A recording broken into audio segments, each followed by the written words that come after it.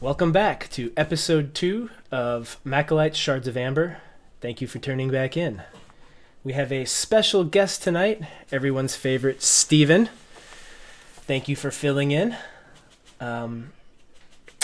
Before we get started, I'm showing a map here up on the screen. Gonna give a recap here. We have each character was visited by a powerful entity last session and told to make their way to Marsember, the city of spices, the premier port city of Cormyr on the Sea of Fallen Stars. It is located on the north shore, center of the Dragonmere Sea on the map right there. It's next to the Hermit's Woods, for those of you not familiar with areas outside of the Sword Coast. So the party, brought together by these powerful forces, learned of a magical yellow rock buried under a work camp roughly an hour outside of Marsember in the Hermit's Wood. Arriving there, they battled forces inside, setting the fort on fire, which also prevented them from getting to the tunnels below where the magic rock is located.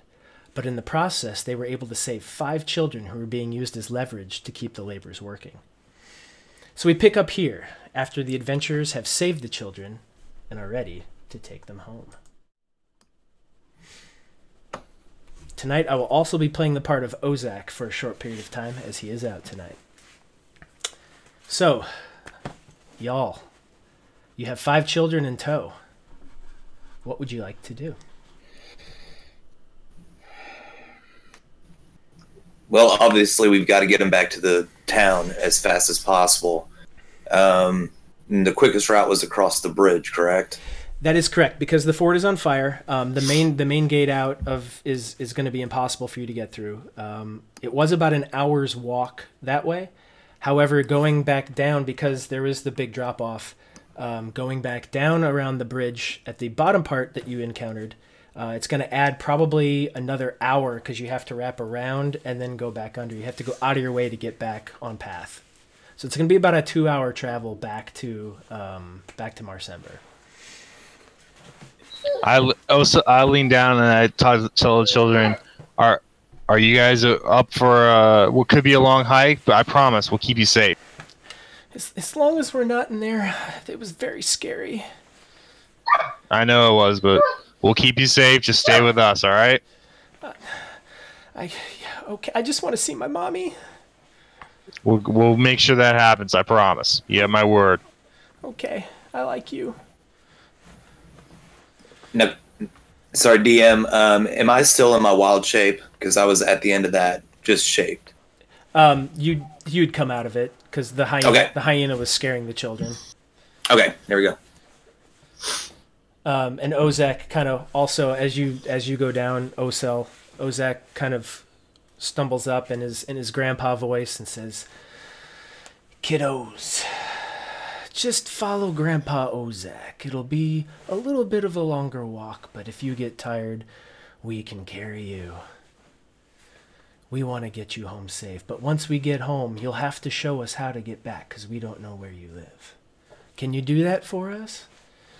And all the kids kind of turn and look at him and nod, and you can see tears running down their eyes, and they're obviously distressed. Their clothes, I mean, they had ropes tied to them. They had rocks being like packed on them, and they're a little dirty, but soot from the fire has kind of caked them, but they're ready to go. So as soon as you guys are ready, they'll follow you. All right, I start leading the way across the bridge. Okay. So it's a pretty easy trek. You just make a descent, you go down, and then it takes you around the river quite a little ways, and then back, and then you have to cross another bridge to get back to the river, and you're back on that road that you came in on. And it's about a 2-hour trip. By the time you have left and have returned to the gates of Marsember, it's probably now about 6 or 7 p.m. It's still light out. It's starting to get dusk because it's springtime. So you're starting to get longer days, but around 7 o'clock, it's now that dusk is starting to fall. You approach the gates, and it's a different set of guards from the last time that you were there. So you make your way in, and they all kind of give you an eye, and they see all the kids in tow, and one of them says, What are you doing with these children? They were orphaned and kidnapped, and we found them at a fort out in the wilderness. We're bringing them back to their family.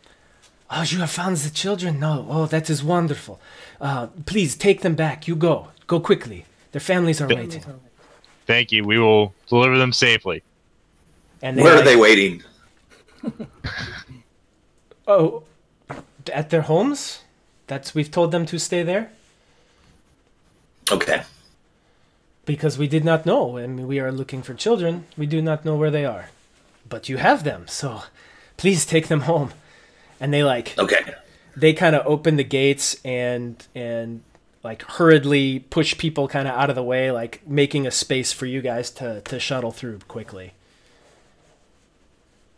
So at this point, Ozak kind of bends down and he says, "Younglings, let's start with you." And he looks at the first one. He says, "What is your name?"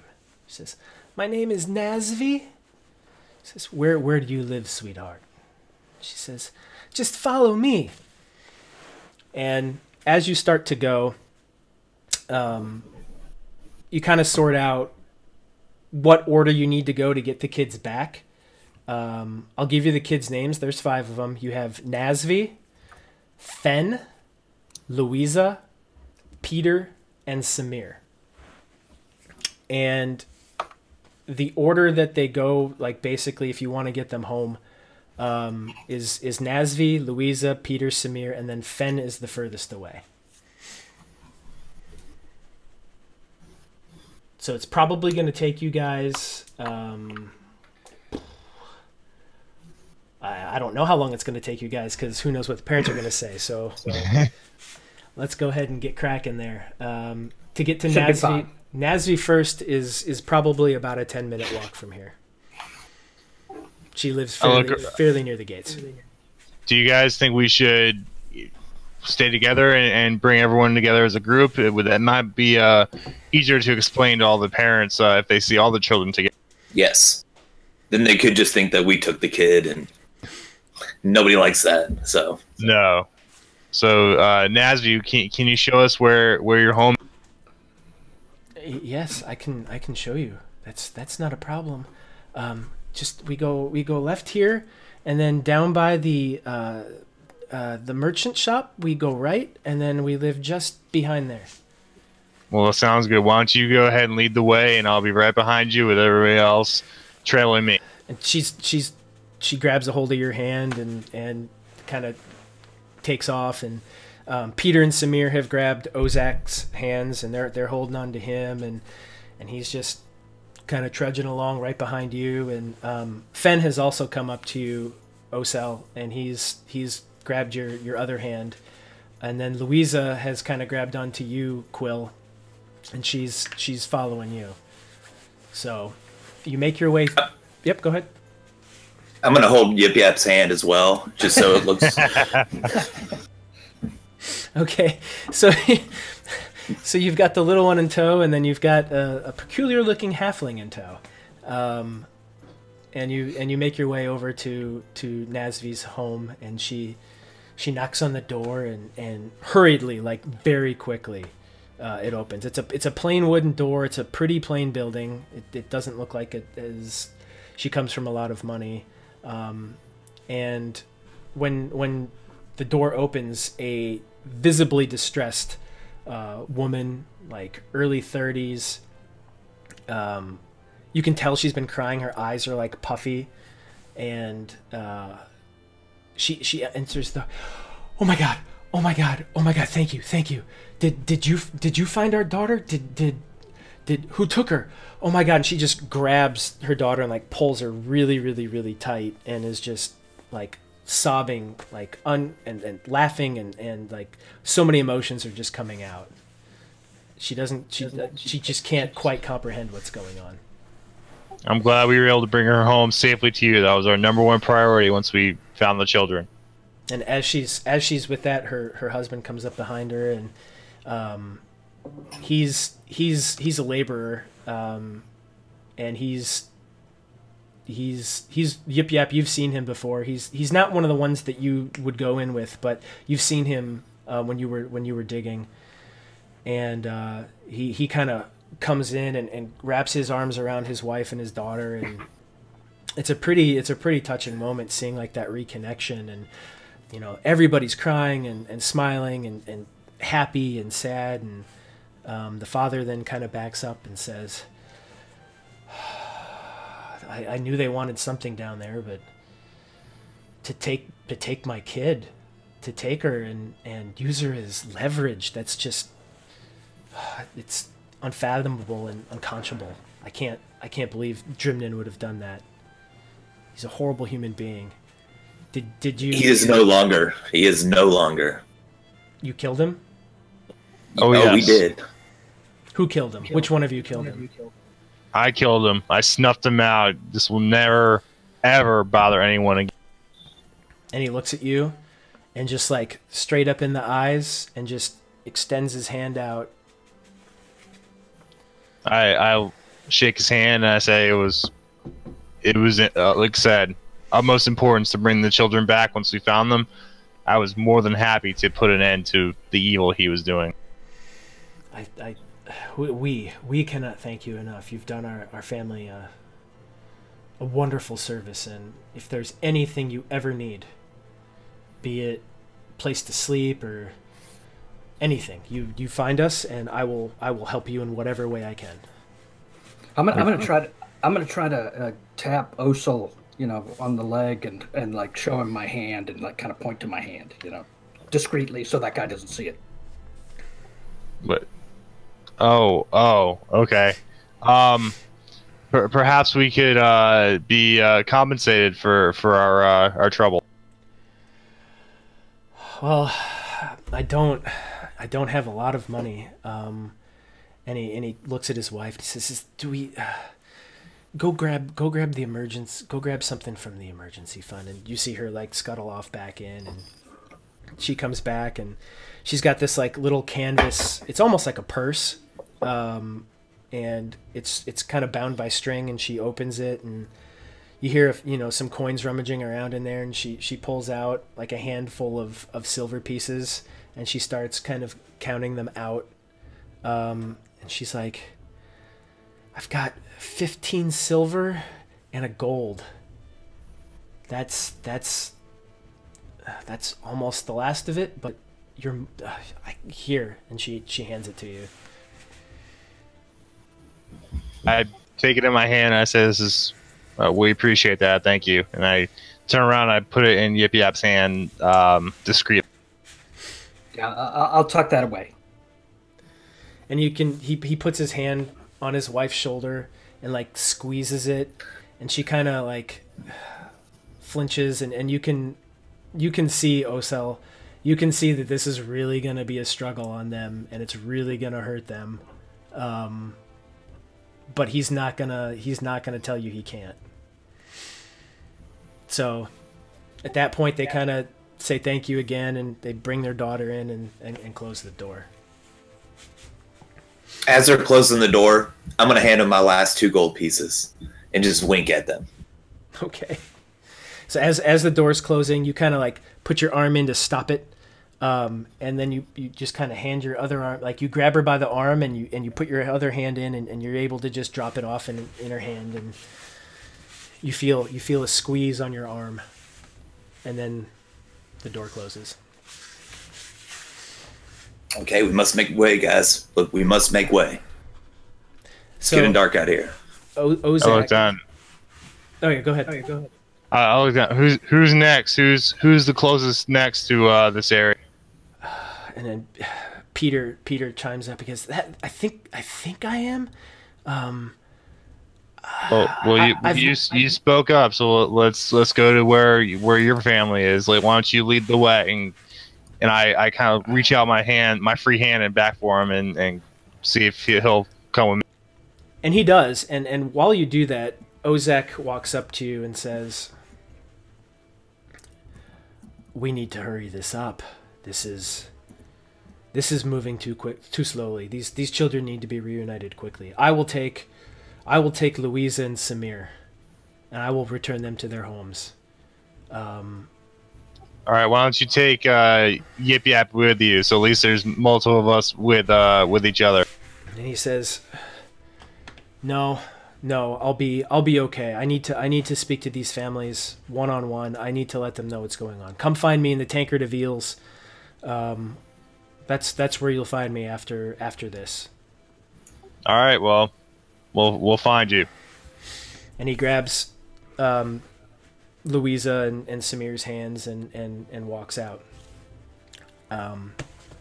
Yeah. So. All right, Peter.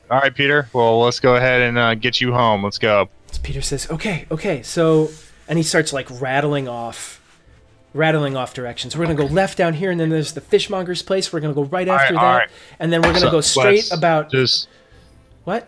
I put my hand out on his shoulder and say, I know you're excited. Let's take it slow. Why don't you just lead the way and we'll follow. You don't need to go through every direction. We'll follow you. Can you keep up? And he takes off. He just starts running. I kind of also I draw my head and I shake it and I start running after him. Yeah.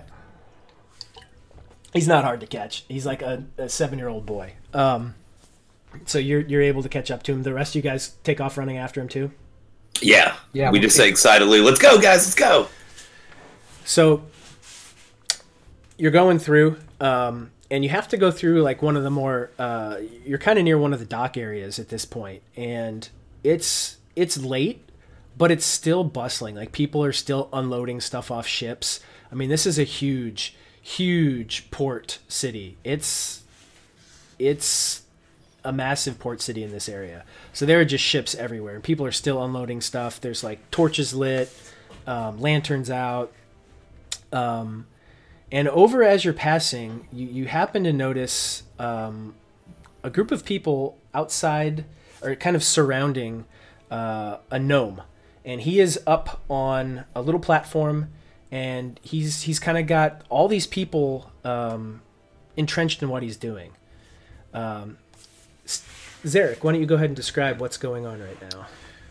Zerrick is making the most wonderful illusions possible, pulling things out of his sleeves, things that couldn't possibly fit in there. Tiny little sleeve, not a dove, but like a duck, and then multiple ducks go like flying out, and just doing his thing, going around collecting coins from these fine folk. So yeah, like people are clapping. They're just kind of amazed. They're like, "Oh my gosh, what's he gonna pull out next?" And they're like dropping little bits of money. And it's a kind of a nicer area. There's some sailors that have come up and that are, kind of gruff, but they're like, "Nah, that's a good one." And they're pretty happy. And as you're doing this, you happen to notice a strange collection of people. You've got what you can tell a humanoid, a dwarf, an elf, and a peculiar-looking halfling, and they've got 2 kids in tow, and they're pretty armed up. So it's a strange sight to you. And I think Zerrick would cast one final spell, and the outcome would be nothing. Like I think he would make a big dramatic and then he'd be like, well, I seem to be all tapped out for the day. Thank you all for coming. Zerrick the magnificent, Zerrick the wonderful, Zerrick the in need. And he would kind of hold his hat out again to get some more silver pieces. But he would sort of be doing the quick, like, gather up his things and hop off to try to come join this group. He did cast a spell of 2nd level, which I will mark. And as he approaches them, he would just sort of say, leading kids home, valiant, noble, brave. Who are you all? I don't recognize you. I am Zerrick the Magnificent, if you didn't already know that, which I assume you did. No, we're all pretty new to this town, so Zerrick, it's a pleasure to make your acquaintance. My name is Osel. These are my companions, Quill and Yip Yap, and we just came back from an adventure, and we're bringing these children home safely. From an adventure? Also selfless. Oh, well, it's a pleasure to meet you all. As I said, I'm Zerrick, and I think as he's talking, he's just kind of falling in line with them, like part of the gang. Just, where are we heading, boys? Where to? we are heading to bring home these children. If I guess you're coming along. Ah, well, you seem like you could use an experienced hand, someone who knows this city well. Like the back of my hand, I tell you. Yes, I'll help you out. It's no problem. Really, I don't mind at all. Well, we'd appreciate that. Thank you. Just stay back there. We're following young Peter's lead here to bring him home. So that's where we're.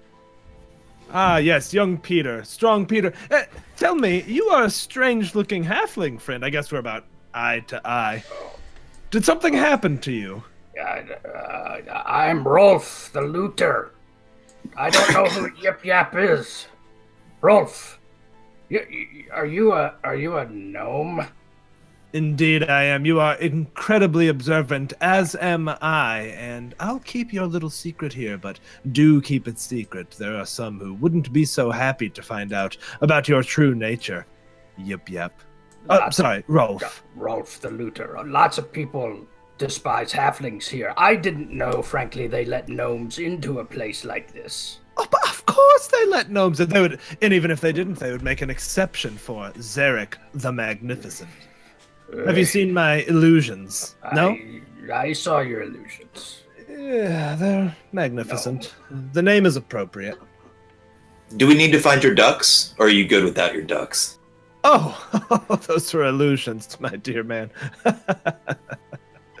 So, returning these children home, so noble.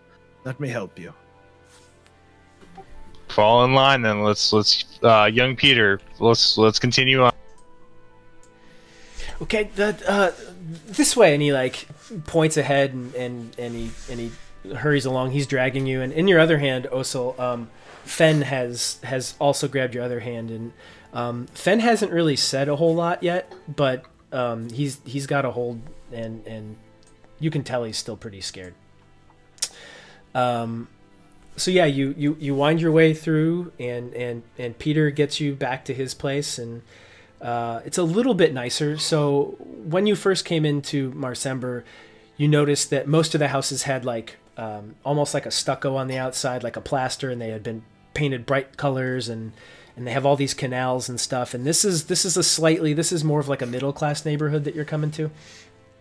And you go in, and he takes you to kind of like a turquoise blue color, kind of similar to this in color, and he says, "That's my house. It's right there. Come on, I'm gonna see my mommy and my daddy." And he like chucks off, heads to the door.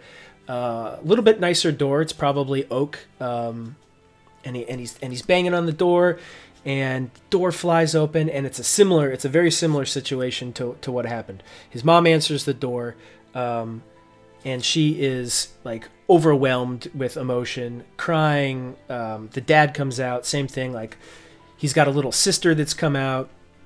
Everybody's excited, everybody's happy, and like you catch up to them at that point, and you see that family reuniting at that point. While they're reuniting, I'm going to jingle the purse in so that Osul hears it. I'm going to make sure the coins jingle. That was a one-time thing for you missing your wages. We're not going to charge any more of these families for reuniting them. That's what we do. Is it shiny things you like, halfling? You don't like shinies, gnome? Not as much as you, I gather. We'll come to that. I want to listen. Shh, shh. So you approach. So Osul, you're in the lead. You've got maybe 15 feet to the front door here. We were happy to bring him safe and sound. I hope you've enjoyed his company, and we were happy to bring him home and reunite your family. Oh, my Shards, my Peter. Oh, I love you so much. And his mom is just like kissing his face, and like she's so happy. And the father walks up and goes, "Yeah, this is such a terrible thing. I was foreman out at the camp, and Jolton says, here's take my kid and tie rocks, and you work harder." And I say, "This is not what I want to do. This is horrible." And he says, "I push him into river. You work harder." And his men have spears and weapons, and I do not know what to do. So I come home. I tried to fight. They threatened my life too, and I did not want to risk my Peter's life. So I go. I am very ashamed. Do not feel like much of a man. Don't be ashamed. You reacted as any other parent would, looking out for their children. Don't worry. That gentleman doesn't have a neck anymore, so and he won't be bothering anybody anymore. And he's crying, like he's trying to hold it together, but he's got tears running down both sides, and he's got that stiff upper lip going. He's trying to hold it together and be tough, but you all can tell that he's falling apart inside. And he says, I cannot thank you enough. This is my son, and he just pulls him close, and he says, if there is anything you need, you come find me. We will help you in any way we can. Well, thank you for that. We appreciate that. And I look down at the rest of the party. It's okay.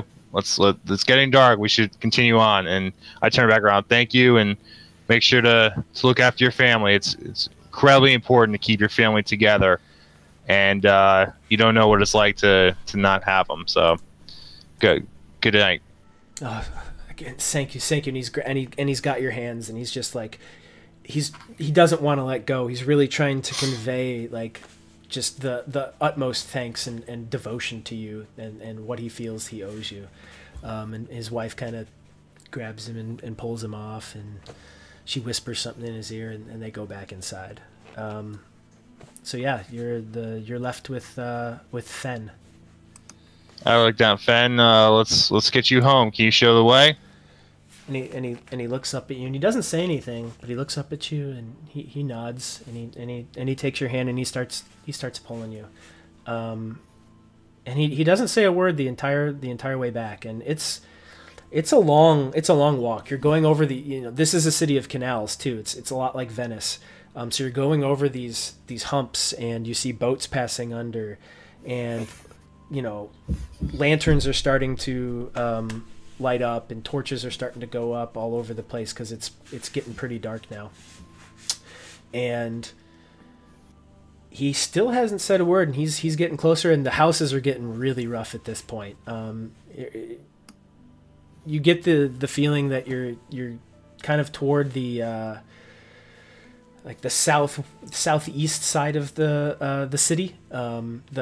The river, the sea is on the bottom part, and you're heading toward like the mouth of the river, and then on that side also there's a big wall you can see, and on the other side of it, you've heard, is where the Navy docks all of their ships. So he's pretty close over here, and then it's starting to get kind of marshy. So this city has been built up, like collected dirt piled up and then built on top of that. So sometimes with the tides going up and down, it can get a little marshy in areas, and you get out there, and the houses start to get rougher and fewer and further between.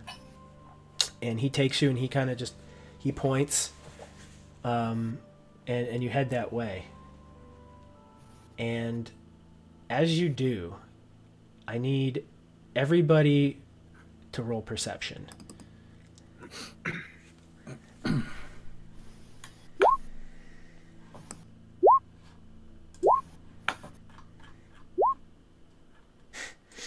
Okay. Everyone but Osil. You kind of see coming off out of one of the marshy areas. It's kind of like a decrepit house. No one appears to live in it. Out from that, you see a body moving. It's probably 45, 50 feet away, and you see it moving, and it's kind of limping and moving over. And as it gets a little closer and a little closer, you see that it's a zombie. Just one. And Fen is like, he grabs you, Osil, and he holds on tight. He's scared. And it keeps coming closer and coming closer. What is that, guys? What is that? That, my dear friend, is the shambling dead. I'm gonna cast Mage Armor on myself. Okay. I kind of take Finn. I kind of move him behind me, make sure that I'm protecting him. Okay. I'm gonna move behind Osel too and make sure he's protecting me too. I'm going to step forward and I'm just going to get ready. If it comes any closer, I'm going to ice knife the bastard. So. Okay. Well, I mean, it's getting closer. I'm not going to throw up the map because there's only one, and it's not going to be. We can theater in mind this one. Question. Yep.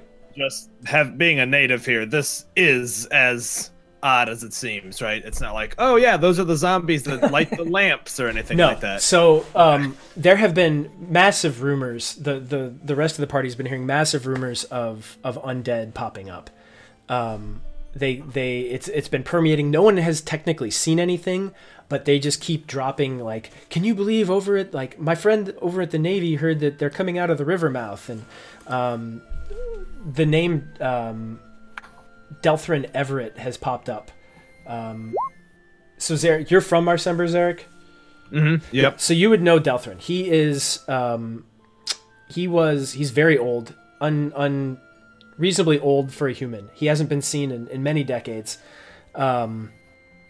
He saved the city about 150 years ago from pirates by raising an undead army to fight the pirates. So while he's a necromancer, and while what he was doing was questionable, the city kind of holds him in questionable reverence because he did save the city, but he did it with undead. So there's this weird kind of dynamic between the people of the city and him.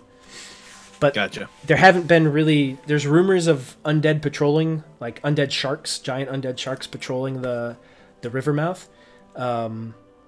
But no one's really seen anything. So for it to pop back up, his name's been dropped quite a bit. Cool. So yeah, it's coming closer and closer, and it's... I'm just going to ice knife it. 20 feet. Okay. I'll let you go ahead and roll your attack first. Okay.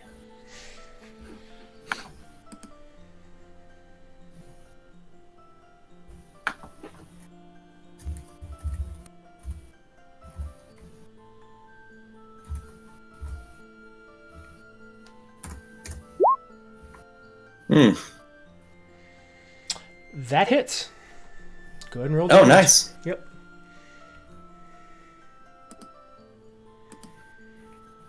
My icon on the ice knife, it's not. Oh, there it is. Cool. Are you having issues with Roll20? It's lagging a lot. Okay, I'll jump in there for you. It jumped in there, did 10 piercing. Okay, cool. All right. So, yeah, it's still up, but it's like you hit it with that and like one arm kind of sloughs off, and it just keeps its like rolling up to you slowly. It's 15 feet away at this point. Corey, I think I'm going to throw a firebolt at it. Go for it. Yeah. 12 hits. All right. So it takes 3 fire damage. And it, boom, firebolt right to the chest, and what pieces of clothing it had incinerate, and it keeps coming up. It's about 10 feet away at this point. All right, as it gets closer, then Zerrick is going to reach into his sleeve, look like he's fishing around for something, and then sling his hand down, and the floor would cover with grease. So yeah, it starts slipping. So he would have the area basically include it and come up to the edge of us. Yep. So yeah, from right where you're standing out to it, and then yeah, it's right there, and it slips and it just falls, and it's like lying on the ground writhing. It's like trying to, with its one arm, drag itself to you, but it's not going anywhere. It's just in place, crawling, and its legs. Since it's in place, I'm going to take out my glaive and try and stab it. You with advantage. Go ahead.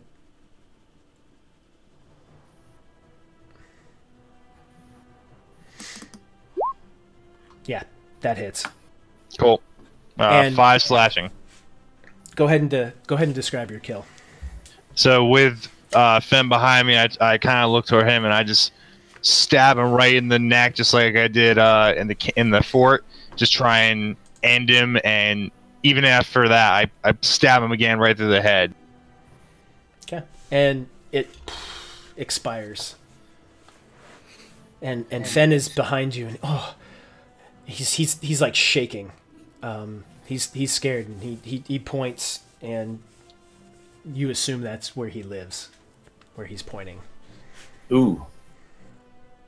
No, not to where the zombie came from, but like in the other direction, kind of. Okay.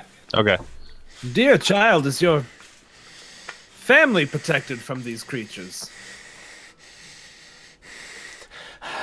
And he starts breathing real heavy, and he says, I've never seen them before. What was that? We speak with the boy's parents. Sorry, go ahead, Billy. Yeah, I was say it's nothing now. We took care of it, but let's get you home safe. That's where you're gonna not worry about them anymore. And then I say, hey Zerrick, why don't you try and cheer the boy up? Oh, it would be my pleasure. Yeah, he will cast Minor Illusion and I've improved Minor Illusion as an illusionist, so it makes both sound and it's visible. So I think he's gonna make some puppies playing on the ground and like writhing with each other, doing puppy things. And he smiles a little bit, and he looks at you, Osil, and he's still a little worried, but he's like going back and forth between like the terror of seeing that and getting home and then seeing cute puppies. Everybody loves cute puppies. He'd be like, "Whoop, there they go!" Make them chase each other around. And he grabs your hand, Osil, and he starts dragging you toward his house. Oh, let's get you home. Let's follow the puppies. So yeah, you go back and you get to this little. It's effectively a shack, and like you walk up and it's got like the bottom hinge isn't really connected. The top one's kind of loose, and he pushes through it and just goes inside. And he comes back hand in tow with an older woman, probably in her early 40s. Her hair is it's pretty greasy. It's probably hasn't been washed in the better part of a couple of weeks. It's starting to like dreadlock out a little bit, but it's kind of getting coarse because it's going gray too. So she's looking pretty rough. Tron TV. Thanks for following Castle Mac. So she's looking pretty rough, and yeah, she's just looking out at you guys, and she's got dark circles under her eyes, and she starts to open her mouth, and she closes it, and then and she grabs him and she hugs him and she pulls him in, and she goes back in and comes back out, and she's got like part of a piece of bread, and she just kind of puts her hands out and she says, please, this is all I have, but you are welcome to it. I say no, it's no problem. This is our pleasure to bring your family home safe, and that was our main priority. I didn't know where he had gone. He was out playing like he does, and he hadn't returned, and I have no money, and I couldn't hire anybody to search for him, and I have no husband, and I've been sitting here just trying to figure out, I'd gone to work, and I couldn't really work because I was so worried, and well, you're not worrying any longer. I do have a question for you. We noticed some undead activity around near your home. Has that been an issue since the child is going on? Undead? I mean, everyone knows about Delthrin, but I haven't seen undead in around here in years. I don't even know how long. But if you said you saw one, you saw one? We dispatched of him. Yes, he came upon our party, and we took care of him on our way here. Well, I'll take your word for it, but I mean, everyone knows about Delthrin. Maybe you should talk to him. What? Do you know where he possibly is? Me? No. I would not know someone of that repute. Well, do you have any leads on where we could possibly look? Let's meet Ozak, guys. I always have heard that people tell tales at the Tankard of Eels. That seems to be the place where I guess gossip is shared. That you might try there. Do you know where that is? We know the place. Yes, one of our comrades, our other party member, is waiting for us there. So thank you for the information. I'm glad that your young son is back, and we'll leave you folks to your evening. And she again thanks you, and she tries to offer you the bread again. Zerrick would be like, actually, I am a bit peckish. He'll take the bread, but as he does that, he's sleight of hand palming 5 gold pieces into her hand. So she takes it and quickly like pockets it and just thank you so much, thank you, and grabs Fen and like leads him back in into their little hovel. Oh, so that was a classy move. Well, you reuniting these families is important. All right, let's go to the Tankard of Eels. Ozak will be waiting. Yes. Okay. Who's the last to walk away? I can be, yeah. Roll perception check. So 18. You see, like, you turn around to look over your shoulder as you're walking away, just to like get one last look at it, and you see like the door cracked open, and you see Fenn's little face kind of looking out, and he just kind of he kind of gives a little smile, like a little smirk smile, and then the door closes. Aw. My heart is warm. Okay, so you make your way back to the Tankard of Eels. Everyone's favorite place. Bustling tonight. It's like Friday night. People have gotten off work. They have money to spend. You walk in and it's basically just as you left it the last time. A little more populated this time. Still no performers because this place does not have music. And you walk in and you see the same barmaid that you had, and she looks and she says, "Welcome back. Our buffet still there. You are more than welcome to it." Well, thank you. We've come a long way. So I don't know about you gentlemen, you folks, but I'm pretty hungry, and I go and grab a plate immediately. I toss her a coin and start on the buffet. I probably should have qualified that statement.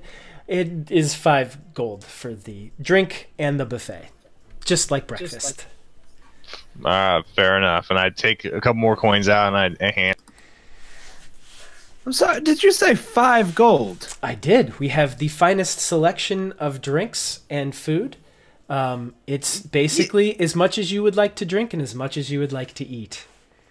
Wonderful. Yip yap. Given our close relationship... Rolf the looter. I'm sorry, Rolf. Of course. How could I forget Rolf? Given our close kinship, do you think you could spot me this one? Ah! I'm sorry. That's a no? I think Osel can probably spot gnomes. You did help us with the child and keep him happy, and that's important to me. So I take out 5 more coins and hand it to and he's with me. Then he is with us. Welcome. What can I get you all to drink? We have a nice mead for me. It's I can bring you a very, very, very nice elven mead. I will be right back. Anyone else? What would you like? And she looks at you, Zerrick.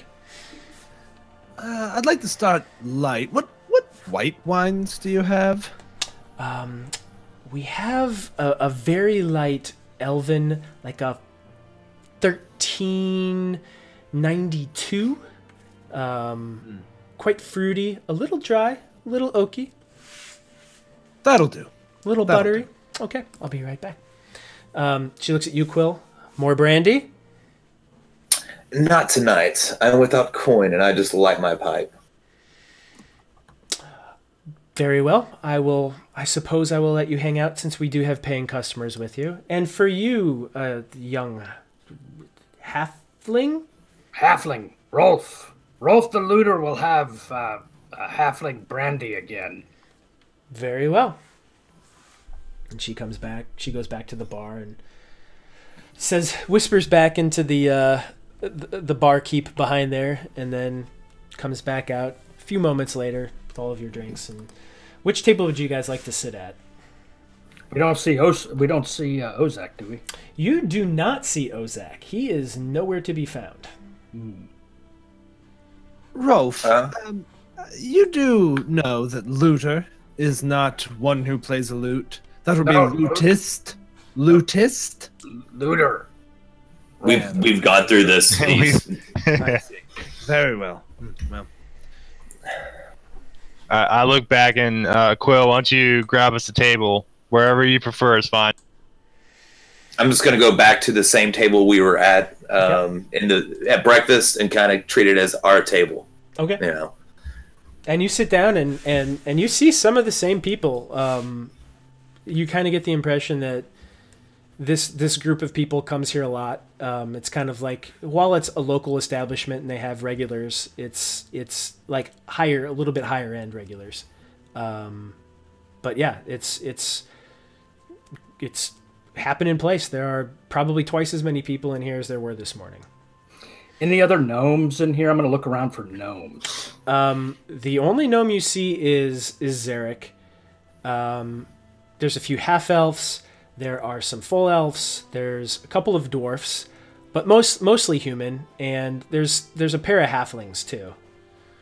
I want to make sure that I'm sitting where I can see as many of the patrons as I can, and sure. I'm going to be on the lookout for gnomes because it feels like a gnome ambush. Okay. So yeah, you're looking around. You're not really seeing any gnomes. It's pretty empty. But what you all do here, and Fenn's mother was correct, is there's plenty of gossip, and you hear a whole lot of things. You hear way more talk of undead. You hear, just like you heard at breakfast time, you hear a couple people hushed over across from the entrance, and they're kind of like leaning in close to each other, and they're kind of looking around, and they're like, yeah, my buddy, he works down on the docks. He said he saw 3 like come out of the water and then walk up onto the shore, and then like city guards came and cleaved him and like drug him back into the water. It was freaking weird. And then his like buddies looking at him. He's like, "Are you serious? Because I heard that over at the naval port, like 4 or 5 skeletons came out and like they were fighting the navy, and it's kind of like tall tale. But there's a lot of it. There's a lot of talk of it."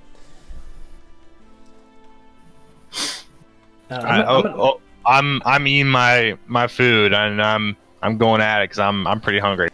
And I'm going to lean in and say, "The shiny! Don't forget about the shiny. We have to get it." The shiny? You mean gold? No, shiny, big shiny. He means the amber. We've discovered where some amber is, and he was keen to acquire it, shall we say? Interesting. My friends, we are pretty loose with tongue. We just met this gnome. Oh, you can trust Zerrick the Magnificent, Zerrick the Trustworthy, some call me. No worries, your secret is positively safe with me. They call you the Trustworthy. I look, Quill. Do Do you see Ozak? Do you see any sign of a dwarf? Ozak is not here, guys, which makes me worried. He should be here now. Yes, one would think he. I mean, we had the longer way to go, and we even fought an undead, and he still did not beat us here. So I'm concerned as well. I wonder what would happen to our friend. He's probably gonna take the shiny. No, my friend, that's not his style. And while you're having this conversation at another table over there, you hear kind of broken in a dialect you don't quite understand. It's common, but there's a thick accent on it. You hear two guys, a little. It's almost dark. They have dark hair, very dark features, olive skin. And they're leaning in close to each other, and you hear the word Zentarum mentioned. You hear the word take over, or the words take over, and you hear the words missing and agent. It's like broken conversation. You can't quite make out, but you heard that. At the other table behind you, Quill, you're able to listen in a little bit, and you hear four. You see four like city watch, and they're sitting around, and they're not really talking a whole lot. But you happen to notice that when the talk of undead and Zent come up, Zentarum, they kind of turn and look at the people that were talking about it, and they're starting to pay very, very close attention to those conversations too. Okay. Well, I just go on smoking my pipe, trying to read the guards and seeing if they're going to make some sort of move on the table, or, just seeing what their approach to it would be. We don't need any more city guard looking at us. So they get up. One of them gets up and he walks over to where the people were speaking to the undead about the undead, and he says, "Excuse me, you said you have a friend that's in the Navy. You also said you have a friend that's in the city guard. Pray tell me, where did these attacks go? One, yes, you said was by the mouth of the river, but where was the other one?" And the guy says, "Well, I saw it. Like, I heard it was down by the main docks, the main import docks behind the break wall. Yeah, there's like three of them, and yeah." And he's like, "Okay," and he walks back to his table, and he sits down, and he doesn't say anything, but he looks at his three buddies, and he kind of gives the nod. So you catch that. Holzel's pretty. I'm pretty focused on my food, and I'm kind of not really reacting too quickly. Okay. And the bartender, she walks back up. She says, "More drinks? You doing well? Anything I can get you?" And she looks at you, Quill, and she looks at you and she says, "Is there anything I can get you?" Kind of tilts her head. You didn't see the dwarf we were with earlier by any chance sneak in and leave at any given point this evening? Oh, Zach. Yes, he left a message. Fantastic. She brings back a piece of paper, and she stands there and hands it to you, and you open it up, and it says that one of the kids' family doesn't have a family, and he's trying to sort out where to get them, and that he'll meet you back here in a couple of days. Okay. All right. Well, we need to find the source of this undead, and I kind of look at the barmaid and say, "Have you heard anything else that would lead us to the possible conjuring of undead or place of origin?" Like I said this morning, Delthrin is going to be your best bet. I would highly suggest you find him and you talk to him. If it's undead, he is the man to know. How do we find him? And as you say that, one of the city watch guards behind you turns and he says, "Oi, you're looking for Delthrin. What business do you have with Delthrin?" We hear tales of the undead in this area, and we'd like to explore that because it's very unnatural, and I would like to just know what the origin is of it. You don't think that we can handle this? City Watch has been dealing with undead here for years. Delthrin, you don't need... No one's seen Delthrin in decades. Oh, I was just curious. I have a knack for curiosity. And as he's talking, one of his buddies behind him is like trying to like pull him back in because he's kind of getting a little agitated, like who do you think you are type attitude, like are you telling me I can't do my job sort of situation. His buddy says he's all amped up. We have heard, and he pulls him and he sits him down. He says there have been rumors of undead, and yes, we have killed a few. He whispers down to you. He says, also around the, we have to. And he says, in kind of a very sarcastic way, like, duh. He says, well, contrary to what my buddy here says, we could use some help. We love to help. He says, meet us out back, and we can talk about this a little more privately.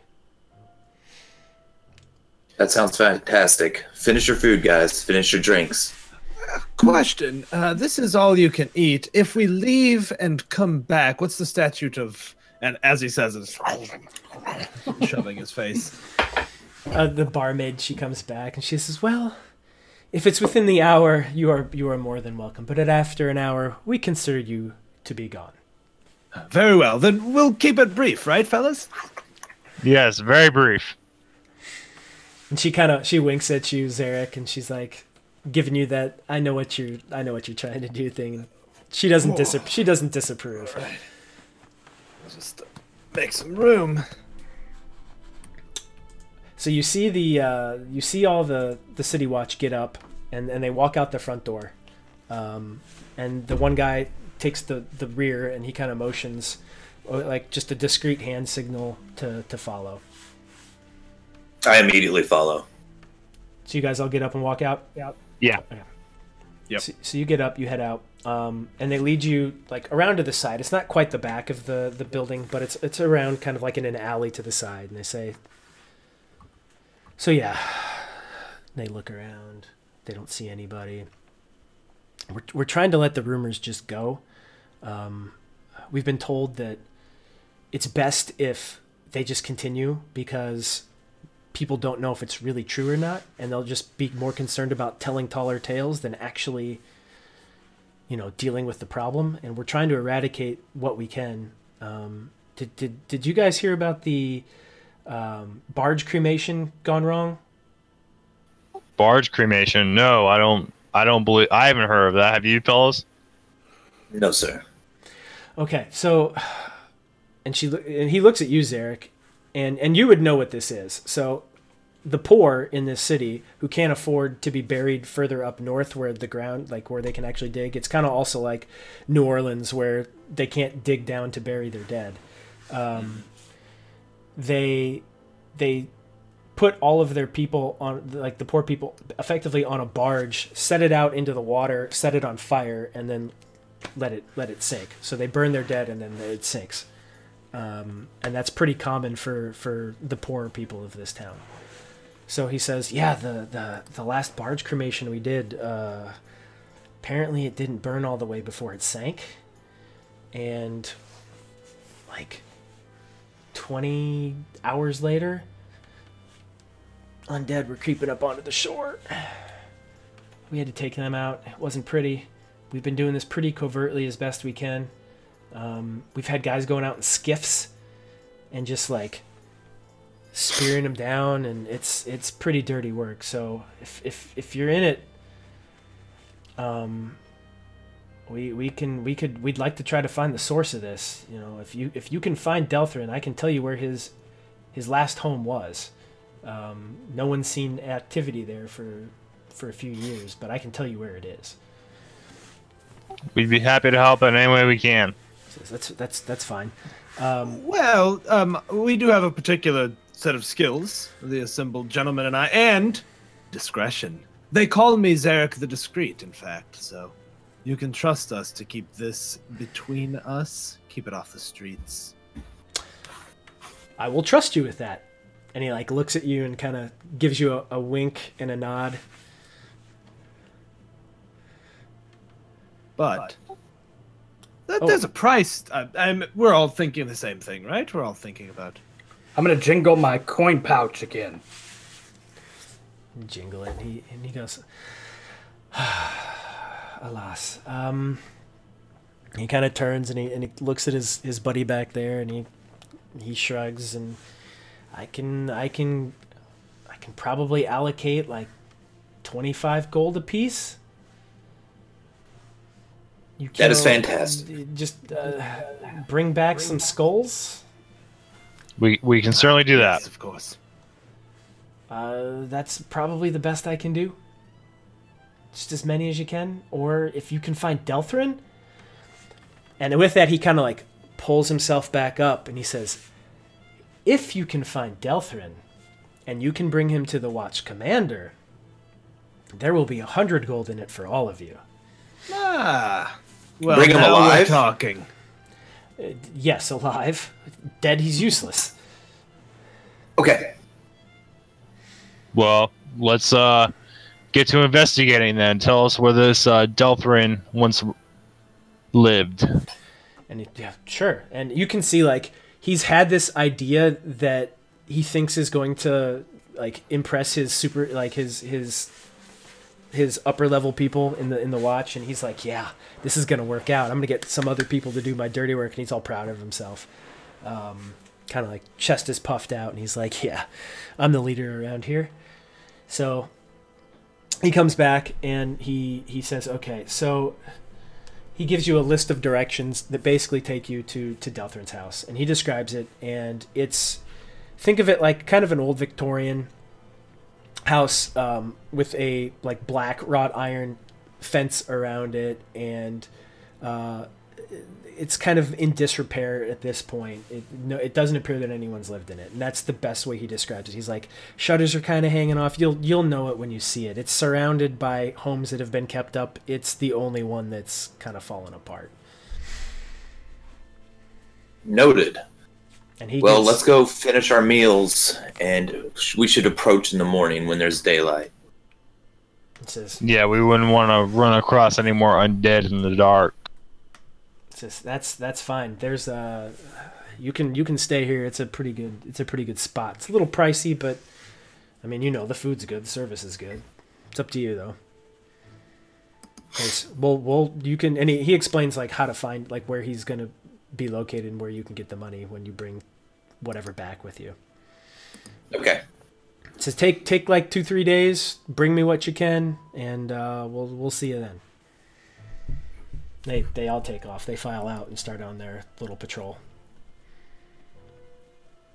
Well, I want to finish my pipe, and I'm sure you are still hungry. So let's enter back to the tavern and look for lodging tonight.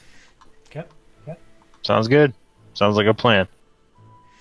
So you walk back in, and that was very short. The buffet and the bar are still open. We don't like to keep good food and good service and good mead waiting. By all means, please proceed. And like you look out, and it's still like this wonderful spread. The breakfast spread has long since gone. This is like roast meats, and there's like a couple of things of soup, plenty of piles of different kind of breads, dark breads, lighter breads, salted breads, and then the whole bar is, as it was. She's willing to bring you whatever you would like. There's fruits and vegetables aplenty. And if it's lodging you seek, we have that as well. Yes. How many rooms do you have available? Oh, and she kind of goes back behind the bar and looks under a piece of paper, and she says, we have 7, 8 rooms available. This is a fairly large establishment, and it's kind of the off season, so you may all have rooms. So that's one for each of you. And she starts, that will be... I would have to share a room. Oh, you'd like to share a room. Okay. Would anyone How like much a room? are the rooms? Ah, I am glad you asked. The rooms are 1 gold apiece for the night. I'll take my own, thank you. But that does not come with breakfast. Breakfast is still 5 gold with all you can drink. I'll take my own room as well. Okay. So, Quill, are you going to room up with Rolf? Rolf, will you spring for a room for the 2 of us? Yeah, Rolf will do that. Yeah. So she takes your money and she gives you the keys and kind of points back and says, should you need it, there's a bath at the end of the hallway. Hot water as you need it. Just call for it and it will be there. A variety of soaps as well. So, I shall see you in the morning. Unless you would like to partake in more. In which means, you just come find me and I will get you your drinks. And she turns on her heel and goes back to the bar. I look around and say, all right, well, gents, now we have our room. I'm pretty full. I'm going to go see how the accommodations are. And I walk up the stairs towards my room. Sure. Yep, head to bed as well. And you go up, and they're really, I mean, they're not necessarily simple rooms, but they're exceptionally clean. They all have their own fireplace in the room. They're nice rooms, and it seems strange that they're only a gold apiece, considering what you're getting, until you realize that you've been paying 5 gold for like a buffet. So right, they're making up for it that way. So yeah, the night comes and goes. You all have a wonderful night of sleep. Nothing exciting happens in the bar. There's no music. There's no performers. It's quiet, and you all rest very, very well. And with that, we're going to take our first break. So we will be right back.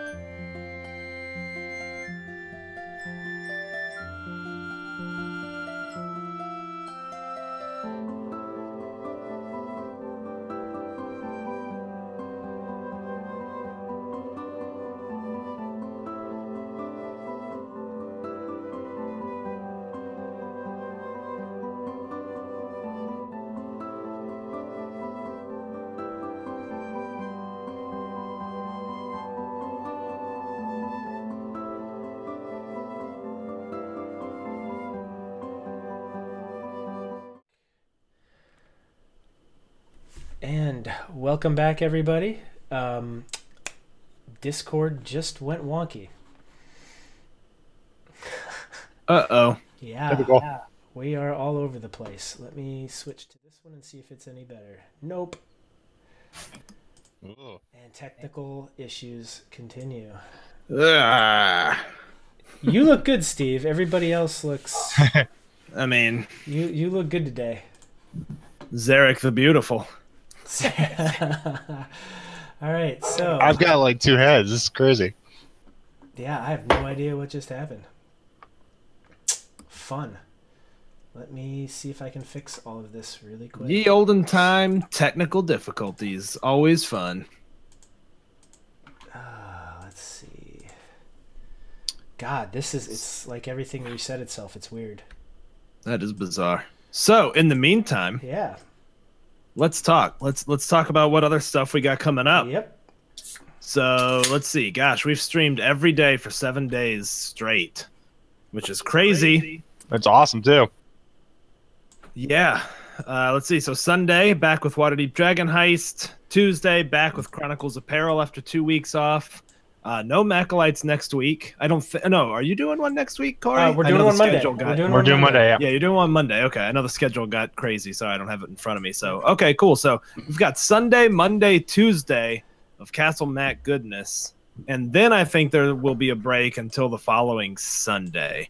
Unless we do a marches between them, which frankly, I've got a bunch of work travel next week. So I think we'll probably take a couple days off. Then we'll be settling into our kind of regular routine. Awesome. That is cool stuff. Yeah, it's been so much D&D. Like, so much D&D. It's fantastic. I started last Thursday. I've played D&D every night. Or, well, I had Adventure Engineers one night. Yeah. Which wasn't playing D&D, but it was talking about playing D&D. Yep. That was really great. What you guys are doing with that. That's really from someone who's really interested in like the writing, the aspect part of it, and like I think it's really interesting that you guys are doing that. Thanks, dude. It's really fun to do. I love that right now I'm talking about D&D. Right. All right. Yeah, Let me fix these real quick, and then we'll be done. So yeah, I wasn't able to watch it live, but I was really, really excited about. I watched it the day after, and it was fantastic. You and Kelsey just completely riff off each other, and it's great to watch. Thanks. Our plan is to do a couple episodes, just the two of us. Then we'll start opening it up to people. But you know how like online just has weird timing sometimes, and I think we have pretty good rapport, but. Especially in a one-on-one thing, we got to be like this. So we're gonna get some more practice and then get some more people with us. I mean, you're only doing it for an hour, but you guys cover a lot in an hour. Yeah, thanks for all the help on the topic ideas. That was awesome. Oh yeah, no worries, man. I think next stream we're going to start working on the next Poe adventure kind of live. So we're gonna work through it, let people throw in their input and stuff. It'll be cool. That'll be really awesome. Yeah. So for the people out there that don't know about Poe, Steven, if you'd like to explain that. Sure. Yeah, well, we streamed live from the Edgar Allan Poe Museum in Richmond last year in August, and we're doing it again at the end of April. And I have emailed them asking if they would be okay with like 10 people or so hanging out. So we might be able to have like a small audience / people to help us get dressed in our crazy get-ups. That's awesome. / people to play the car horns that will inevitably play that night. Well, we'll have a whole new mic set up now, so it won't be nearly as impactful because we'll have our lapel mics. True. No, that'd be really cool to be there. I'm hoping I'm available that night and come down there and hang with you. Cool, man. April 27th. That is the night. Put it on your calendars now. Cool. All right. I think we are back in business, y'all. All right. So, Yay. Sorry about the technical difficulties, folks. The fun of being a streamer. So, you all awake in the morning to wonderful smells of the kitchen. Bacon and fresh bread and like sweet rolls. And you come downstairs and you see the same spread basically you saw the other morning. The wonderful buffet and of meats and sausages and all the other things that you love. It's a little bit nicer this morning because it is a weekend. You happen to notice some some pots of little tins of honey, something that is also sweet. It's a little bit darker, and some like creams. It's very interesting. It's a lot of stuff that you haven't necessarily seen before. Zerrick, you're used to it. Yip Yap, you'd have no idea what it is. And Quill and Osil, it's a little foreign to you, but it smells fantastic. So you come downstairs, and what would you like to do? Well, unfortunately, I'm just a little shy. I say, did you know that we're doing, well, look around. Are there any city watch, or at least the watch from the night before in here? Nope. We're doing official city watch business. Wondering if that earns us any discount. Maybe knock a gold piece off the price of admission? It's hungry work out there keeping the place safe, you know. Or a line of credit? I do not know you. Therefore, there will be no credit. However, in the interest of my interests, I will knock off a gold piece apiece. Because you are wonderful. such wonderful, most kind of you. wonderful patrons. You have been wonderful. You have ordered well. You have not caused any problems. I've heard no ill things of you, and I do hear plenty of things. So, 1 gold piece off for each of you. Now look at that. Friends to be made all over. Well, let's get some breakfast here, folks, friends, before we embark on our latest journey, shall we? The buffet is open. What would you like to drink? What can I get you? Rolf, can you spot me? I swear when I have my bag of skulls, I will pay you back. Rolf will spot you again. And thank you for letting me share your room. I slept at the edge of his bed. At the bottom of it, it was quite a sight. Rolf is nothing but generous. Okay, so I'm just going to ask for the elven brandy that we had. Do you have any more of that elven brandy? Of course we do. Which year? We actually just got a new cask in. It's a year or two. It's 3 years newer, so it may not be as aged. However, it has a distinctly different flavor. It's a little sweeter. I like sweet. I will go with the sweeter one. Okay. Can I have elvish coffee with some of that elvish cream in it? Yep. Sure. I'll have the same. By all means. And she comes back, and she's got this beautifully ornate, like, brass. It's not quite a kettle. It looks like almost like what you'd put tea in, like a tea kettle. It doesn't look like a coffee pot at all. And she makes this really long, ornate pour, and it's got this really long spout. She holds the cup down there, and she starts close and pulls away, and it's this beautiful pour, and then she brings it back in and sets it down in front of you, Zerrick, and she does the same thing with like a flourish and sets it down in front of you, Osel. Please enjoy. And she sets a little bit of cream down. Quill, she brings you the brandy out again with a wooden piece of wood where it kind of tilts it, and there's a little candle underneath it, and it's ignited and it's warming it up. Oh, I just put my nose in it as it warms up and say this will be perfect in about a minute and a half. Oh, you do know your brandy. And she Yes. smiles and she says, "And you, halfling, Rolf. What Rolf? What can Rolf. What would you, Rolf? What would you like?" Rolf will have halfling coffee. And she kind of thinks for a second. She says, "Okay." And she turns and goes, "I'll be right back." She goes out and she comes back, and She just has like a regular cup of coffee, and she just sets it down in front of you, and she's like, 1 halfling coffee for you. Thank you. Enjoy, folks. I have other patrons. Call me if you need me. We shouldn't tarry too long. We have quite the business to attend to today, so let's not take our time. Yes. Don't forget about the shiny. We definitely will not forget about the shiny. The shiny may have something to do with this. Shiny magical. Tell me more about this shiny. I'm curious, and I'm willing to help you obtain it. It's just, why has it captured your thoughts so? Shiny. Gnomes like shinies. Absolutely, yes. I'm just curious about this particular shiny. Well, Rolf over here was digging, and he discovered some of it. We were at a crossroads where we could have gone and procured it, but we were caught up with the, shall we say, mess at the fort. So we hadn't gone quite there, but we know of it, and we know where to find it. Rolf know where to find it. Yes, forgive me. Rolf knows where to find it. Very well.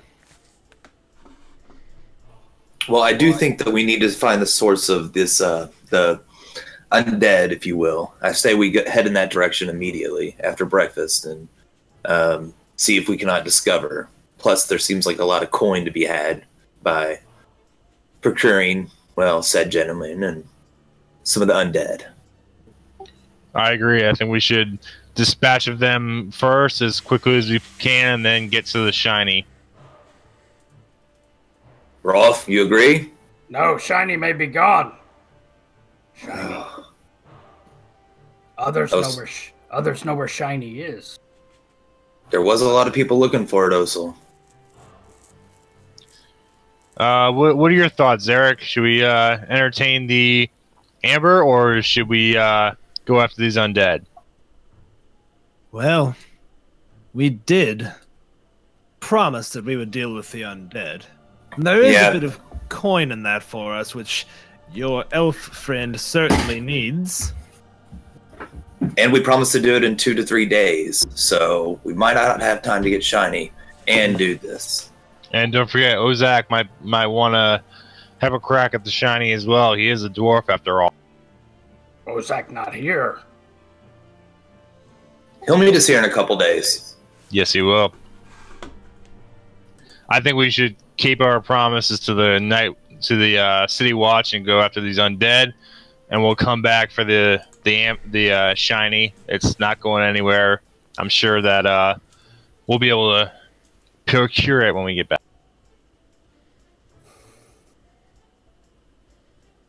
Sounds good to me. Okay. Have faith, Rolf. Have faith. Rolf worried about shiny. I know. But I think we need to hold true to our word. Our word is all we have. Literally, I have no money, so that's all I have. Okay. So you wrap up breakfast, and you head out. Are you going to head to find Deltrin's house? Yes. Okay. So, using the directions given to you by the City Watch, you snake through roughly 30-45 minutes, 30-40 minutes of canals and going around, and it's a city of small little islands connected. So you get there and you come up, and as it was described, it looks like this dark, decrepit house. It's starting to fall apart. What was once a very, very nice place. You can see the colored plaster falling off the sides. The growth has come up, but has all died, and it's just kind of like flumped over. The windows some of them are broken. The wrought iron fence around is still intact. The gate is still intact as well. But yes, it is decrepit and it looks terrible. But it is Delthrin's house. No one here. Let's go get shiny. Not so fast, my friend. We have some investigating to do. And I go and open the gate and start walking up to the house. I'll follow. Also, but as I go, mage armor. I'll go too. Okay. So you walk up. You approach the front of the house. You approach the front door, and you're standing there. And it feels like something once lived here, but it doesn't. It's a little distant. You don't get necessarily a bad feeling. It's just a distant feeling. What would you like to do? I reach and open the door. So you go to reach in. You put your hand on, and it's locked. Well, this shouldn't be too big of an issue, and I try and force my way into the door. I put my shoulder against it and push. Go ahead and make a athletics check. Yeah. Boom! You throw your shoulder up into it, and thud. No budge. It dust kind of comes off a little bit, but that's about it. All right, do it again. Okay, make another one. Yeah. I turn around, guys. I'm gonna need help with this. I just look at the broken windows, and do I see that we could crawl through one? Is it the size where I could throw maybe a small individual through a window? I mean, they're fairly large windows. You could probably, like, where they're broken, you might have to break a little more glass out, but you could probably crawl in through it. Okay, I'm just going to back up to it, and I'm going to just take my little dagger, and I'm going to break the rest of the glass nonchalantly, kind of looking around, and then just turn around and step through. Okay. So you break the glass, and you pop through, and you're inside. Okay, I'm going to go around to the door, and is it unlockable from the other side? Yeah, you go in, and there's like a big wooden piece that's been inserted like into a slot to keep the door from coming in. So you can take that out. And I'm just going to take it off. I'm going to open the door and just ask him, Osel, if he wanted to nudge it again or if this would suffice. This will do. Thank you. Appreciate it. All right, and we're just going to enter. Sure. Okay, and what do we see? So you walk in, and you see in front of you a staircase goes up, and then kind of sweeping to the left. The banister has kind of the spindles and part of the banister have fallen out, and a couple of steps are missing. You see a big room to the left of you, and a big room that you came in through to the right.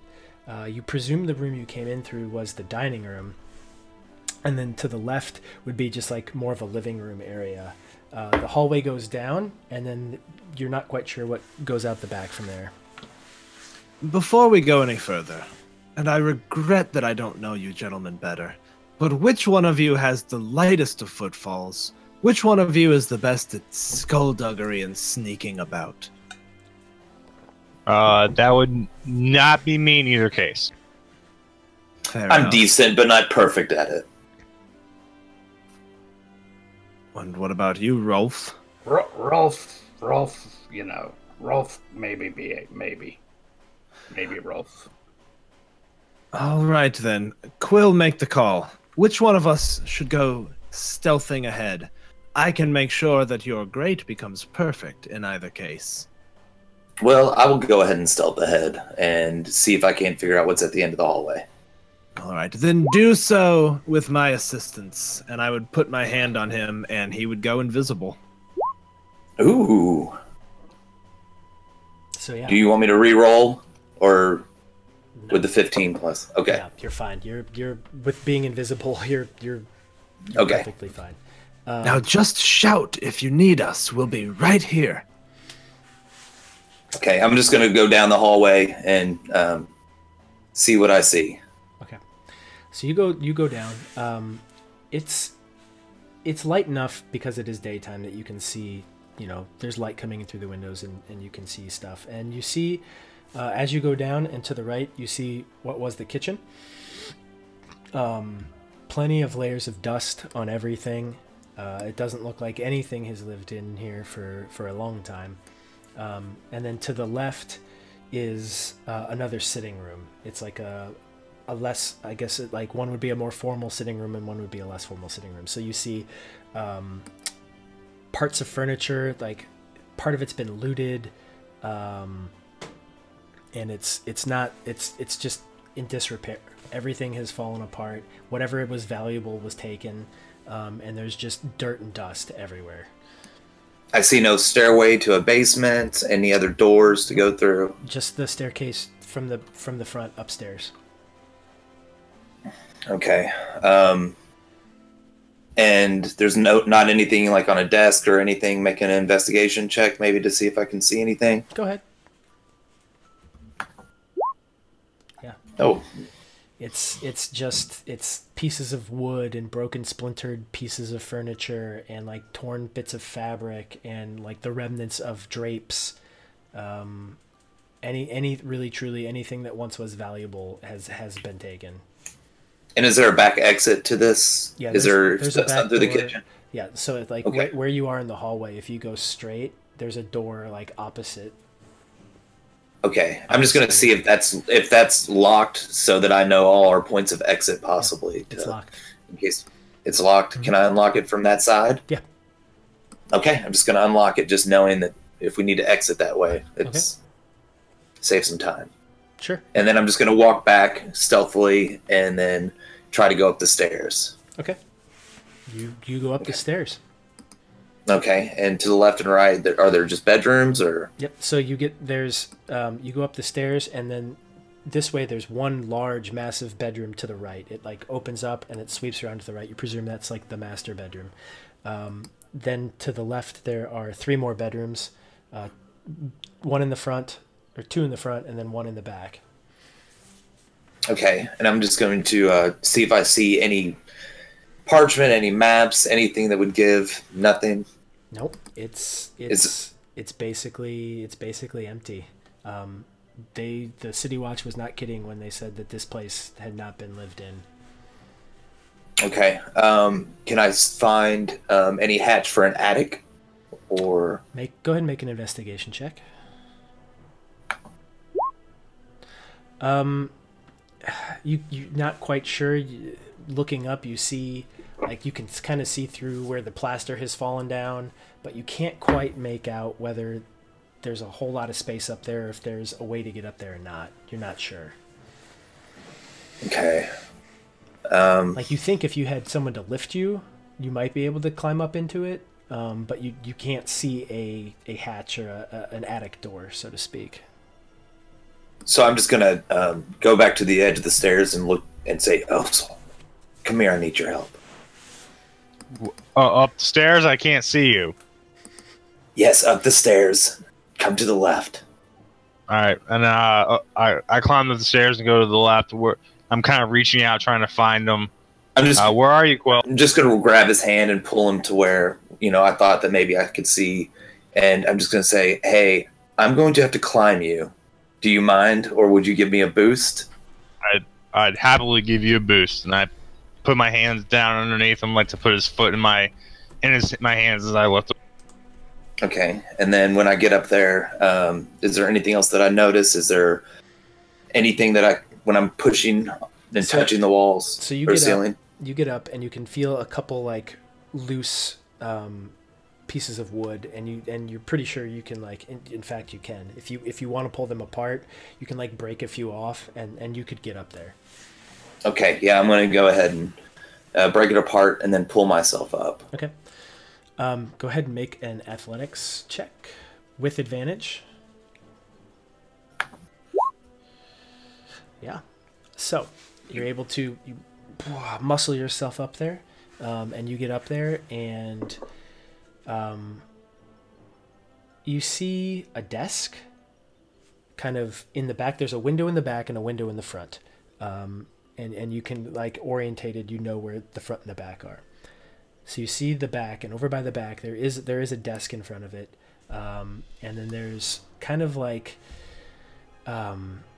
painting easels and paper on that, and there's some like rough drawings of like the humanoid shapes, both to the left and the right, and it almost kind of gives you the feel of like a laboratory. Okay. And it's fairly, despite, like, with the dust aside, like, it's got dust and dirt and grime and stuff on it because it hasn't been used in a while, but it doesn't appear that anyone's found their way up here. Okay, so I'm going to first take, I'm going to just whisper down to Osul, say, hey, I'm going to drop some things that I'm finding to you. Do you want to call our friends to investigate these and see if we can find any clues? Yes, and Rolf and Zerrick, come on up to the stairs where I'm at. We're gonna be checking out some stuff. Don't yell.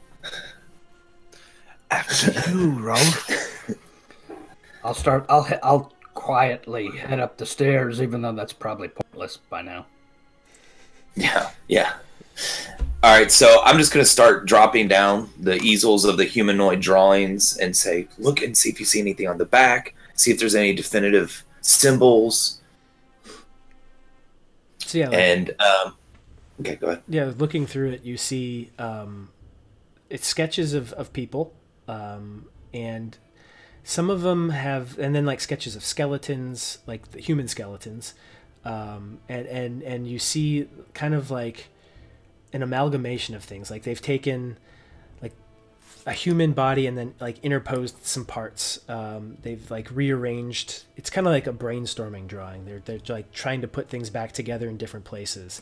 Like you see, you just see some really weird stuff. It looks like someone's been kind of like drawing up some freakish stuff. Like they're trying to combine body parts and like different body parts from different species. Like you see like a dog, a wolf's head on a human body. You see like a deer's antlers on a human body. It's a very strange amalgamation of body parts and things like that. I like it, but I don't like it. So I'm going to approach the desk and see if there's anything in the drawers of said desk. Yeah, go ahead and make an investigation check. Yeah. Oh yeah. It's on my side. All right. So you see in the desk there is a sheaf of parchment and notes, and the notes are like, it's like journal entries, and it's kind of like in a lab report almost. It's like, you know, March 31st, 1356, tried combining human and elf undead parts to make new being. Failure.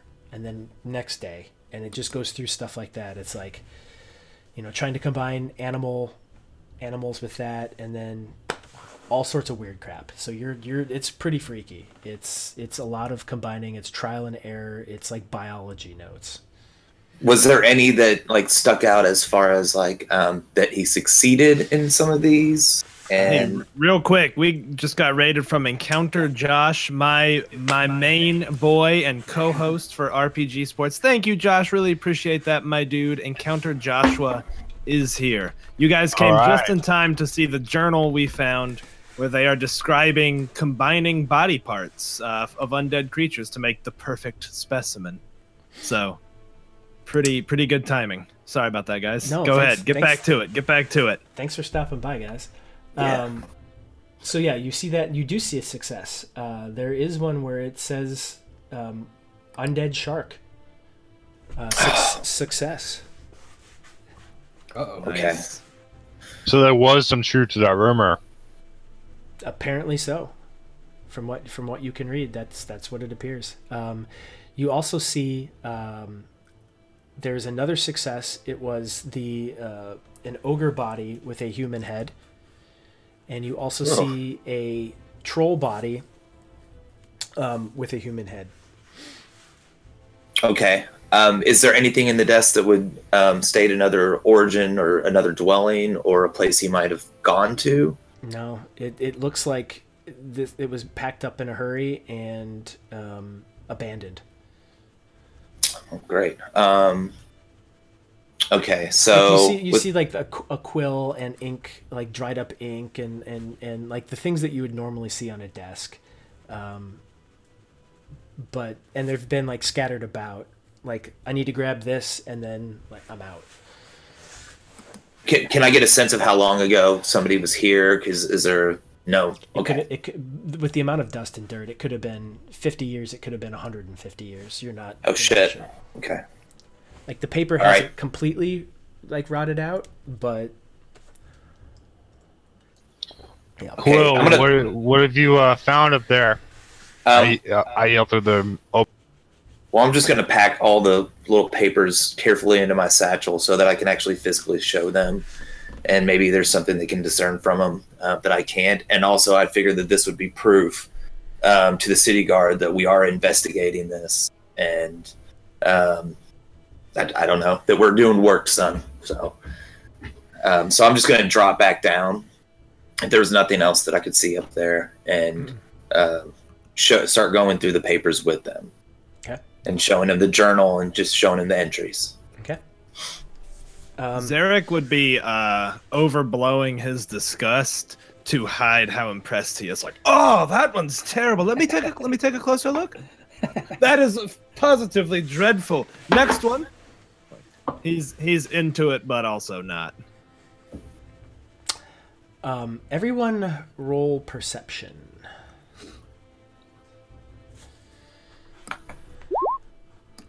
Yes. Nope. Don't know anything. Quill on fire. So Yeah. Jesus. Wow. Quill, you notice very quickly as you've descended the stairs that the back door is now open, Oh. and it's starting to open. All right. I'm still invisible. Yeah.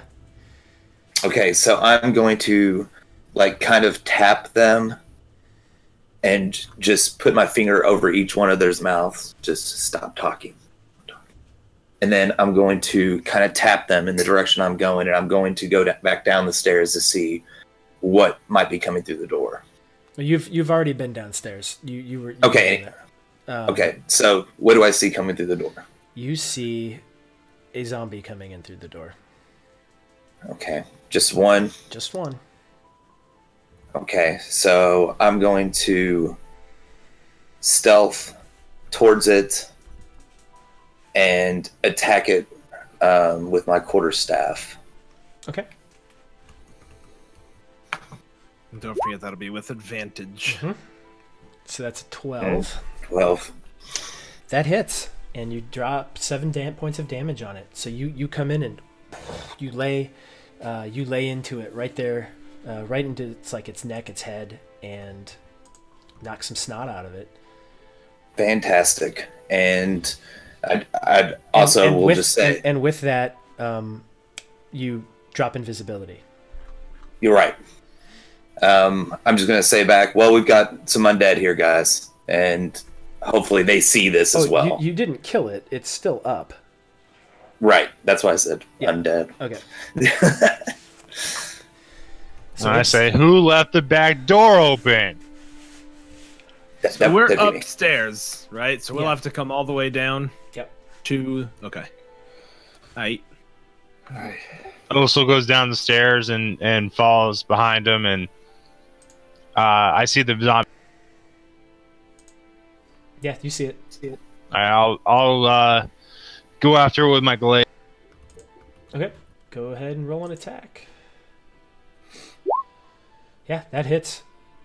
Yep, and yeah, it's you knock it. You catch it one arm, cleave its right arm off. It sloughs right off, and like it's kind of you get your glaive kind of into the rib cage a little bit and yank it out.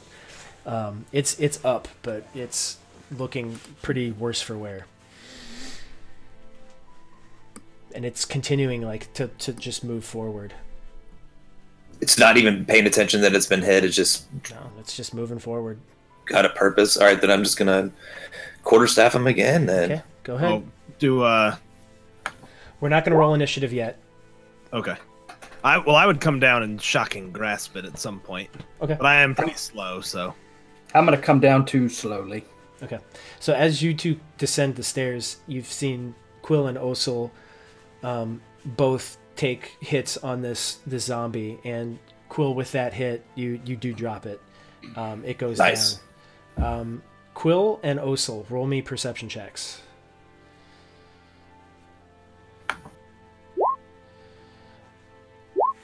Yeah. So both of you sitting there as you've seen it drop, look outside. In the backyard, you see a tree. And it's a twisted, like, dark tree. Its branches are empty of leaves, and it looks almost like it's been burned. And outside of it, at the bottom of it, you see a zombie. And this is where we are going to jump into some initiative. Let me drop the battle cam up, and we will start with this. Let me move some things around here. Spooky. Yeah. That is one spooky boy tree. All right. So out the back door into the backyard, that is what you see. And right here, you see a zombie. And let's have everybody roll for initiative. Let me pull the thing up real quick. Oh, hold on. Let me clear out Stevens from last time.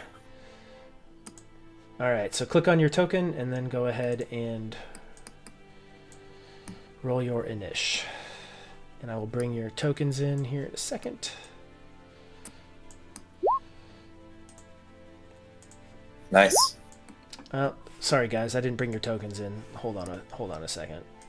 I just put Zerrick on the map, but I'm not sure where we're supposed to be. If you wouldn't mind placing me. Yep, I'll get. That's like my best initiative roll ever. Yeah, so I'll have you guys kind of coming in from the top here. Let me. It doesn't want to do this. Hold on a second. Roll20 is now being a fool.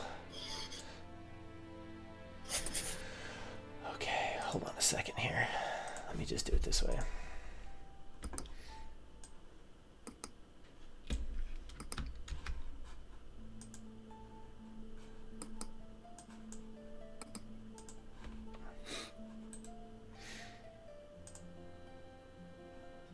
There we go.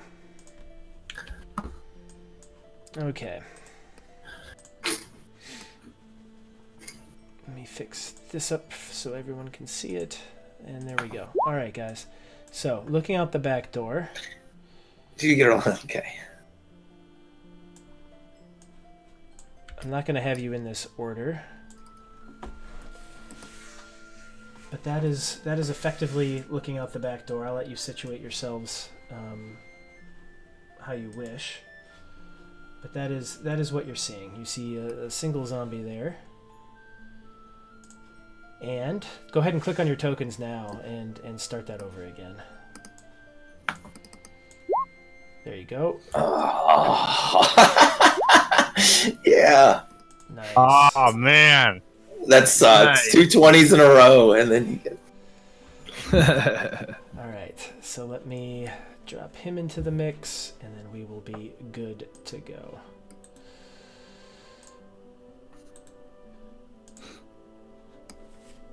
All right. There's his. We'll just make him last here because he rolled so wonderfully. Okay, so Zerrick, you are up. All right. Well, I think Zerrick will just cast. Let's see, let me change my colors. He's gonna put grease right there. Okay.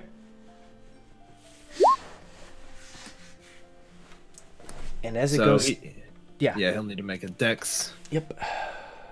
Let's see here.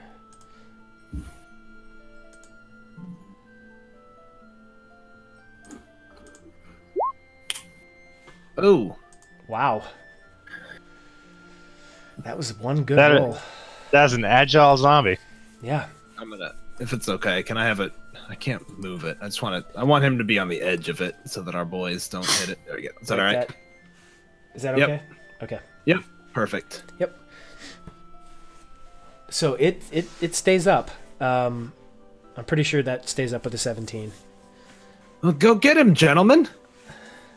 So, yip yap. Can I ignite grease? Another one of those great questions. I mean, Good question. in my experience, grease does not typically ignite. Oh, It's used more as I mean, speaking from the real world perspective, grease typically doesn't ignite. All right. Well, then I'm not going to do that. Does this zombie look different than the ones we've? It looks like a normal zombie. It's like a normal zombie. Okay. I think I'm going to fire a firebolt at it. Yeah. And Fire away. Yeah. 19 hits it. So that takes 9 fire damage. Okay. So it's standing in the grease, and it's boom, hits it right in the chest, and what little scraps of clothing it had are now incinerated. All right. Quill, your turn. Okay, so I'm going to. I'm just going to move up. Can move to about here, around to the tree, and I'm just going to ice knife this dude. Okay.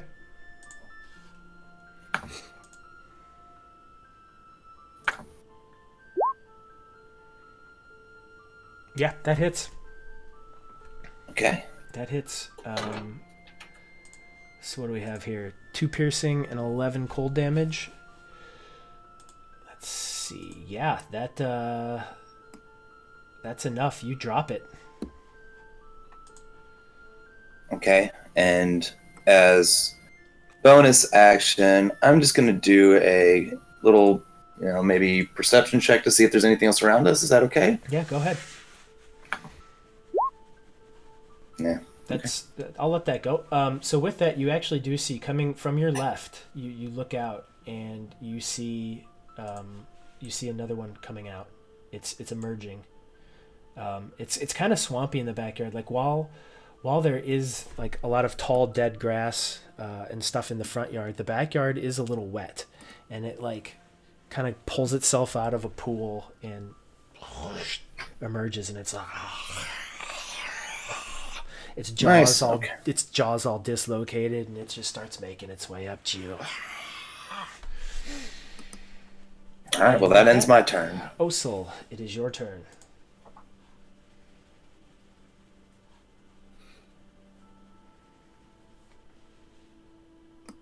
Push to talk there, Osel. Forgot, sorry. I'm just gonna move over here and get near close to.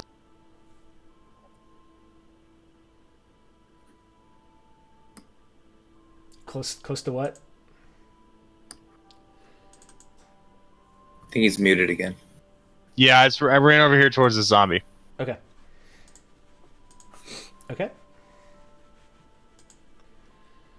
And that's it. Okay. Let's see. That zombie is dead. I'll just have this one take its place. With that, it is going to attack you, Osel. It's gonna take its arm and just slam into you. Does 16 hit you?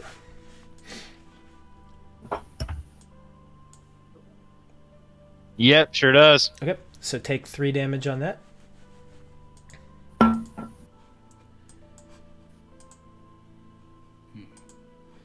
Alright, and that ends its turn. Zerrick, we are back to you. All right. Well, Zerrick will draw a dagger from his knife, and only for flavor, it's going to be floating beside him, held by a mage hand. Not actually casting mage hand, just to look cool.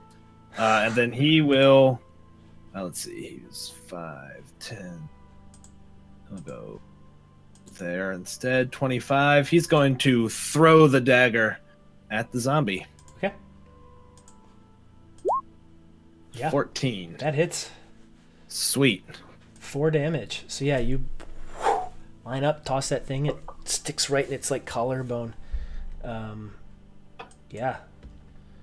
Did a number on that one. Cool. All right. And Yip Yap. So this tree, is it doing anything? Is it just a spooky tree? It's just a spooky tree. Okay. All right. Then I think what I'm going to do... I'm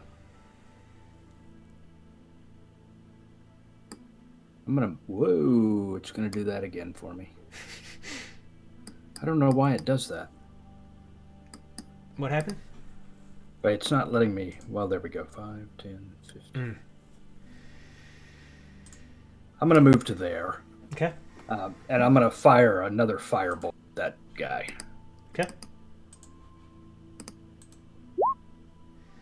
Yeah. 20. Nicely done. That hits. So he'll take 6 fire from that one. Another one. And then as that hits, you see coming out more and more and more. Oh. They're coming. Where are they coming from, Corey? Are they just rising up out of the ground? They're like pulling themselves up out of pools in the back. Okay. Where water has kind of over the years collected, and it's just rank, stinky water. It's like that muck water that you so often see. Yep. Okay. All right.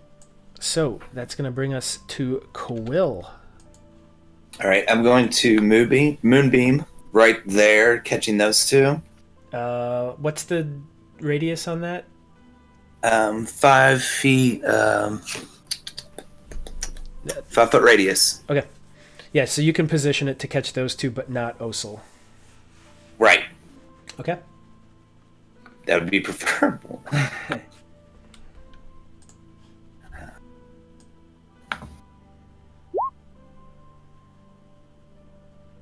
Okay. Like that. I'll call it that. Oop. Let me grab that and catch it like right there. All right. Perfect. So yeah. All right, 8 damage to it and the other one. Awesome. And it's a, what is it? There's a save for that too, isn't there? It is a Constitution saving throw. Yep. Okay, so... And it would take half on a success. Yep. So con...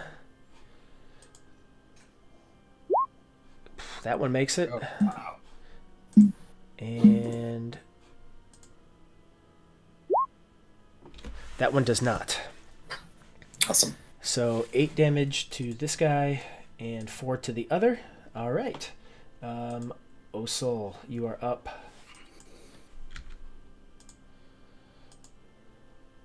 All right, I'm gonna glaive the one that's right adjacent to me. Okay. Go ahead.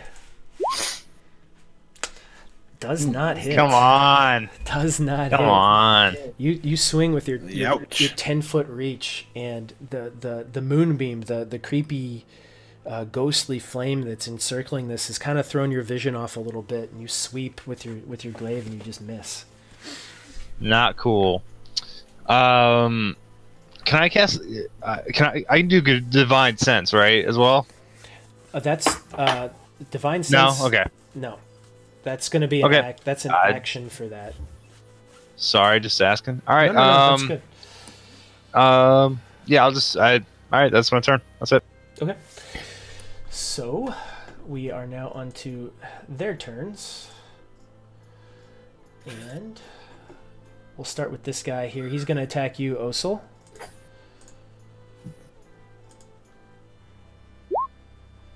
Oof. 16. Yeah, that hits. Okay. Take 6 damage as it pounds its fist against you. All right.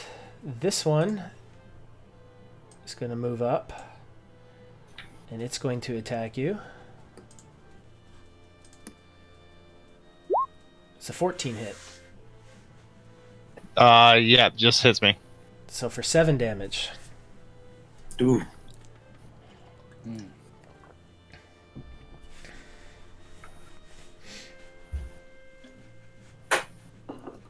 This one. Ouch. Let's see here. Let me move this guy around a little bit. They aren't that fast. He's gonna make it to there.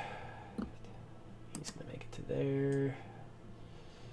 He's gonna make it to there. All right, Zerrick, we return to you. Okay, well, Zerrick is going to 5, 10, 15, 20, 25, move all the way down here. And as he's running, he's going to be trying to splash very loudly, trying to get these newcomers' attention. And as he gets there, he is going to cast Mirror Image on himself. Okay. And he's just down there like, over here! I say over here! And they all kind of, and they turn and they start, like, getting ready to move your way. And then he's going to look at Quill like, help! Trying to get him to come into the grease. And yip. All right. I think what I'm gonna do is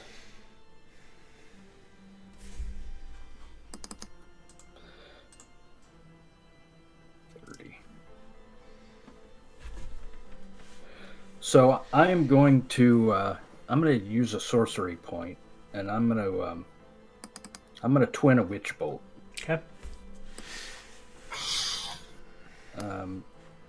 And I'm gonna fire one at that guy, and I'm gonna fire one to the guy next to him. Okay. And clicking on twin doesn't do any good. So I am going to. So I'll fire the first one at this guy. Okay. And Twin Witch Bolt is badass. Yeah. an 18. Nice. That Seriously. hits. Twin Witch Bolt is why I love sorcerers. Yeah, it's Such pretty a awesome. badass ability. It hits it and just it crumbles to the ground. And then I'm going to fire the other one at the one right in front of Osel. Mm-hmm. And I'm going to roll a, let's see, it's a D20 plus 4. 18. That hits. And the damage is, I forget. Actually, what's the damage on that? D12. Yeah, Yeah, one D12. D12. Yep, you're right. 3. Okay. 3. So that guy is still up. And that's all I got. Okay. And that's going to bring us back to Quill.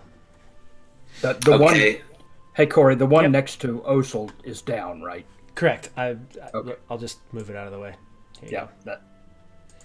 Hold on a second. I'll update its little thing here, and I'll move it back in. There you go. All right, I'm gonna just leave my moonbeam in that same area, and then I'm gonna move, seeing the gnome's little trap hopefully be sprung, move to there and use a bonus action to cast Healing Word on Osel. Okay. Thank you. Go ahead and roll up your points for him. Yeah. 5 points of healing. Back to you, Osel. All right, I'm gonna cast Armor of Agathis on myself. Hold on, did the moonbeam do any more damage? Yep. I got leaving it it there. save. Yes, it does.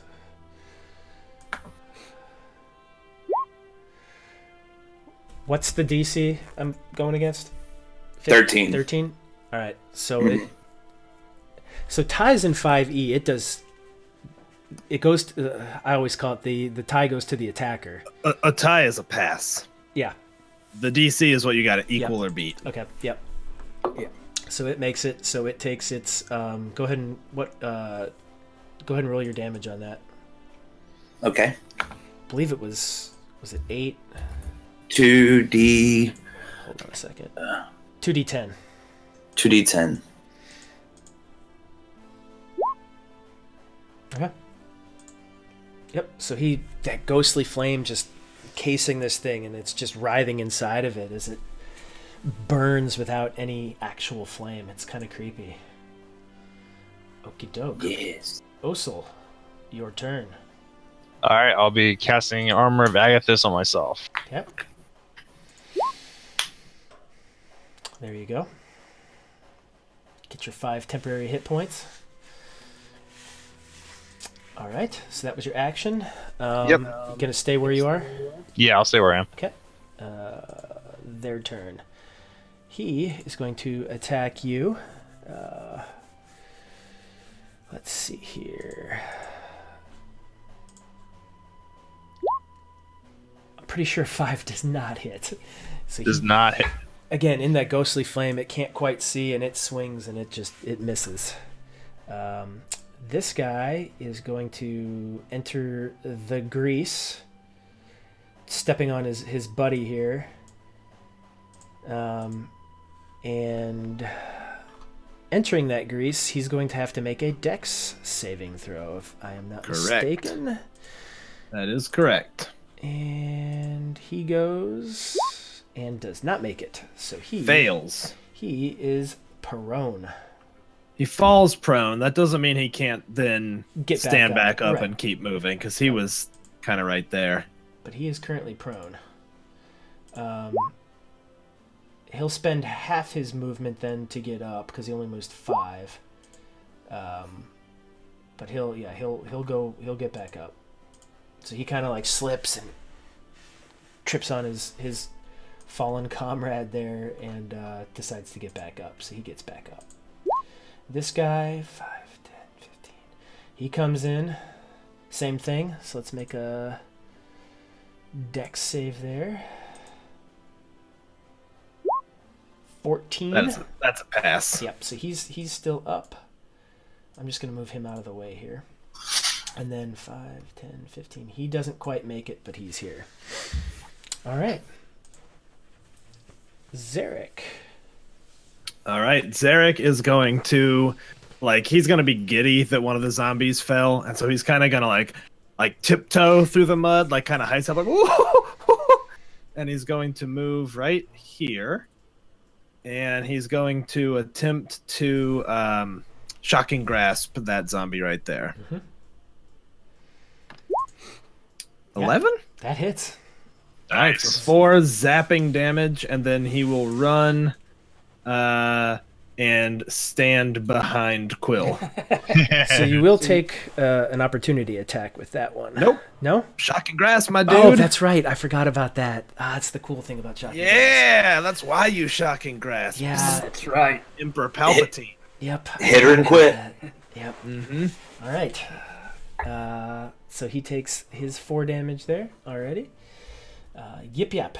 That comes back to you. So I still have my witch bolt into this dude in front of That guy. the damage for that. Yep. Yep. And that's a D12. And if I get this thing. Alright.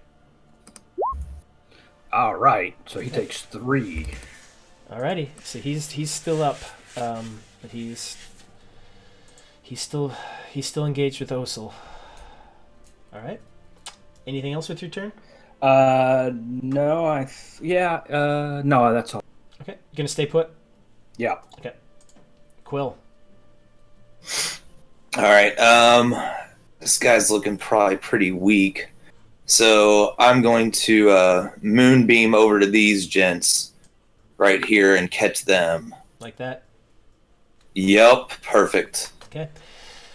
So yeah, that hits all of them. So let's roll some con saves here.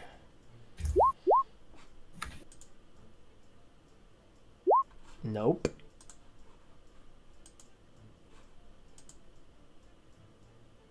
Yes. Wow. Zombies have good constitution. And Ooh. yes. So Wow. this guy down here at the bottom missed. This guy made it, and this guy made it. So he misses. Hey, is Moonbeam is a 5-foot radius? Or is it 10 foot? Or is I it don't Yeah. remember. 10? It's 5 foot. Cool. You need to center it on a corner. Yeah. So it's essentially going to be a 2x2 Yeah. square. Yeah. It just catches. It'll just catch this guy down here, though. Okay. And I rolled for 8 damage. I think 8? Okay. you said. Yep. Got it. All right. So if these 3 guys, these 2 have it, this guy makes it. Okay. Any movement? You gonna stay put? I'm gonna stay put. With my gnome friend over here. Okie doke. Osil. All right, I'm gonna try and glaive this zombie again. Do it. I think that's a Finally. hit. I think that's a hit. Go ahead and describe your kill on this guy. My armor's glowing with this radiant energy, and I just raise up my glaive and I just bring it right down on his head, right through his skull and into the dirt. Yeah, like you damn near cleave the thing in half. And it just crumples to the ground and kind of slinks back into the muck. It's pretty gross. All right. Staying put, you gonna move. I'm gonna move over here next to Quill. Okay. All right, and with that, we are back with these bros over here.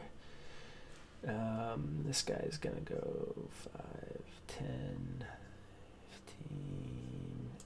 He's gonna come here and attack you. He saw you move up, so he's gonna move to match you. Pretty sure a 22 hits.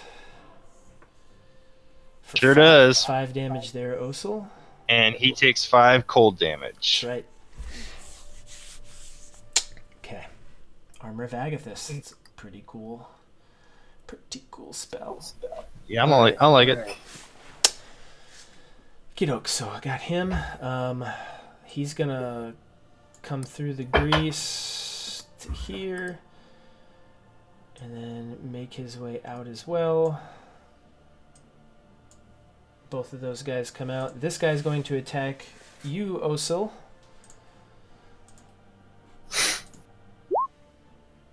$13 does not hit. Does not hit. And this guy is going to attack you, Quill. 10. 10 does not Nope. hit.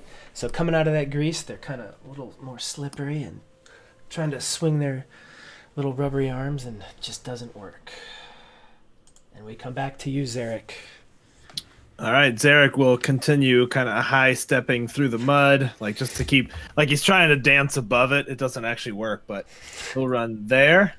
He will shocking grasp that guy. Okay. 10 get him? 10 hits. Tight. Big 2 damage. Zombies And don't then have a he'll whole lot of armor class. kind of flee back towards Zerrick. Okie doke. So yeah, you and then skedaddle. All right. Yip yap. All right, I'm gonna move 5, 10, 15, 20. 20, 25, 30, and I am going to cast my Scorcher right against, and it's 30 feet, so it'll hit 1, 2, 3. It'll hit all of them. Yep. Do that. I believe that's a dex save for them, but let me cast it actually.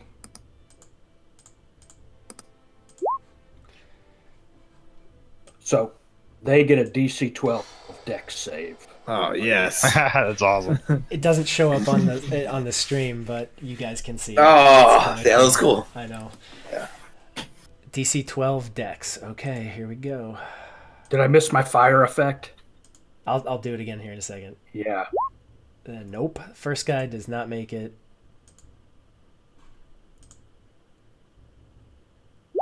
Second guy does not make it. Ooh. Third guy makes it. Oh. So the fire coming from Yip Yap makes its way to the first and second, but it's enough that they're blocking the third guy that he's able to withstand it. All right. So that was it was 15 points of damage, and I think the other one takes half damage. Correct. That's correct. Yeah. So the first two take the full 15. The second one takes 8. All right, or the third one takes 8. Yep. All right, let me note that. And all right, we are up to Quill. All right, I'm just going to move that moonbeam right to get the guys right in front of Osel and I. Okay. So you can move it like right here. It'll catch those two and not catch the two of you. Yep. Okay. So let me make some con saves. Really weak on these moonbeams. That's a no. And that's a no. So both of them take Nice. 5. That full 5 damage. So the ghostly flame, you summon it closer to you, and it engulfs both of them, and just white gray flame just circling and burning their bodies as they stand there. And then Osel, it is your turn. All right, I'm gonna glaive this one. Which one? The middle one? The top one of the 3. This guy? Okay. All right, go ahead, make your attack. That hits. 10 damage. Yeah. He just you again come into him and he drops. You take him out. Dead zombie. All right. Dead zombie. All right, so these two. He's going to come at you. This guy here is going to attack you.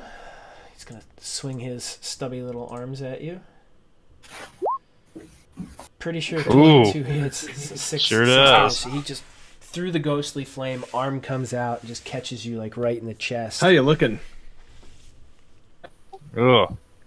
You're taking a beating. I sure am. Literally. Yeah. This guy down here is going to attack you, Quill.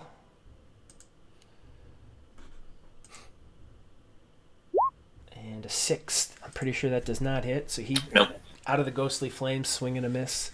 And that brings us back to you, Zerrick. All right, I think Zerrick will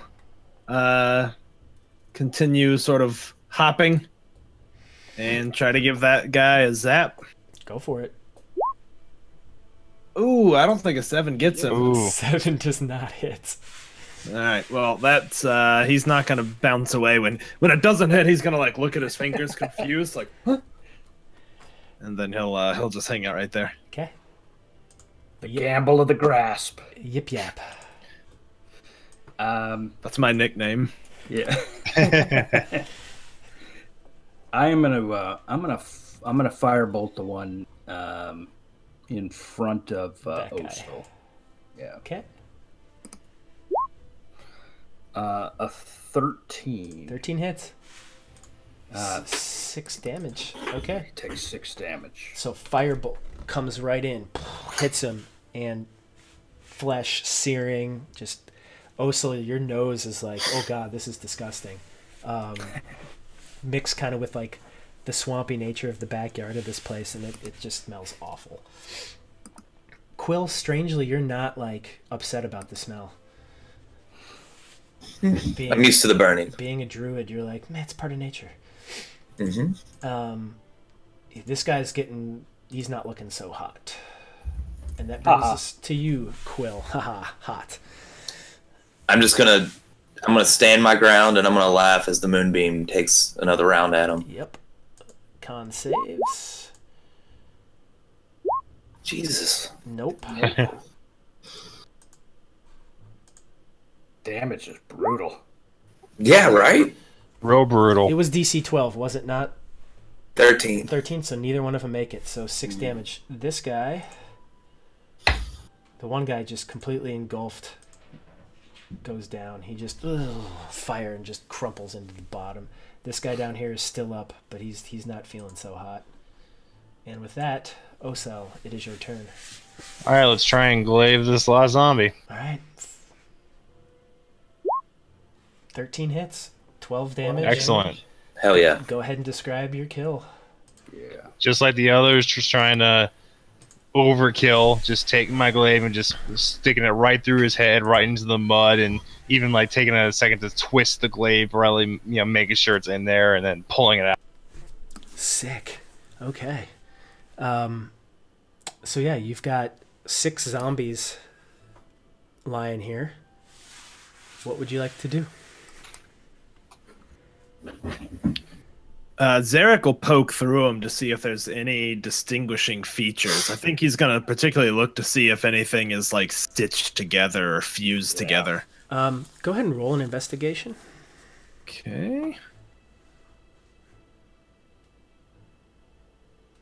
Yeah. Did it roll? Not a problem. These appear to be normal. There are no stitch marks. There are no like skin overlaps. There's nothing strange about the zombies. Aside from the fact of where they are. Well, I think he would indicate that, like, well, these are regular people. They're not constructs like we saw. That in some way, that's good. Oh, and with that roll, any indication that there are scorch marks on them? Like maybe they were part of that barge? These 3 are... The 3 in the line have been scorched already, so you can't discern whether or not they're from that one. The 2 over here and then the one outside of the grease, you don't see any scorch marks on them whatsoever. Aside from the fire bolts like in the chests of these 2 over here, that's all you see. Quill's going to go to investigate the tree, and as he goes up, he's going to ask Yip-Ap to keep a close eye if there's any more zombies coming, so that we won't be surprised. Yeah, I'll do that. I'll look out for zombies. So you head up. Yip-Yap, go ahead and roll me a perception check, Yip-Yap. A perception? Yep. Yeah, I might be looking for more gnomes, too.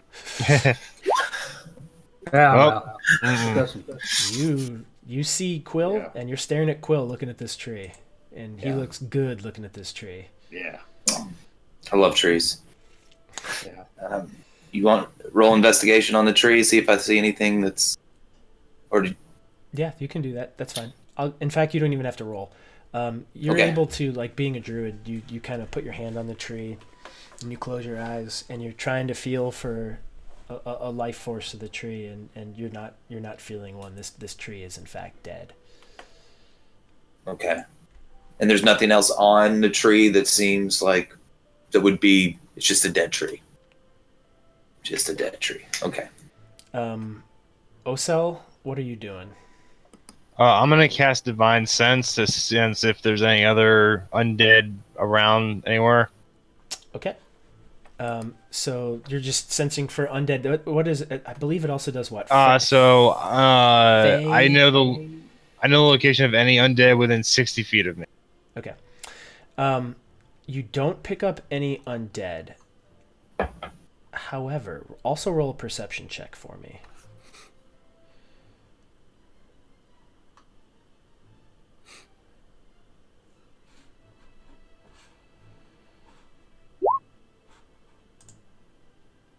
Nope, no idea. You've got this strange sense that, like, between the divine sense, it's hinting at something, but you can't quite grasp it. And you kind of look around behind you, or actually in front of you, over in this direction over here. And you don't see anything, but you've got this eerie feeling like something's watching you. Mm-hmm. The hairs on the back of your neck are standing up. You feel off. Something isn't right. I look around. I say, you know, I'm gonna investigate a little bit further, and I start walking. Where are you walking to? I would stay close to him. I'll follow him. Okay. So as you're walking, Osil, the feeling, like that divine sense, it's in your nature. You feel it, like you being a paladin. You sense the disconnect between life and death, good and evil, a little bit, and you're just, something's itching at you on the inside. You know something around here isn't right. Zerrick, roll me a perception check, since you're watching Osil.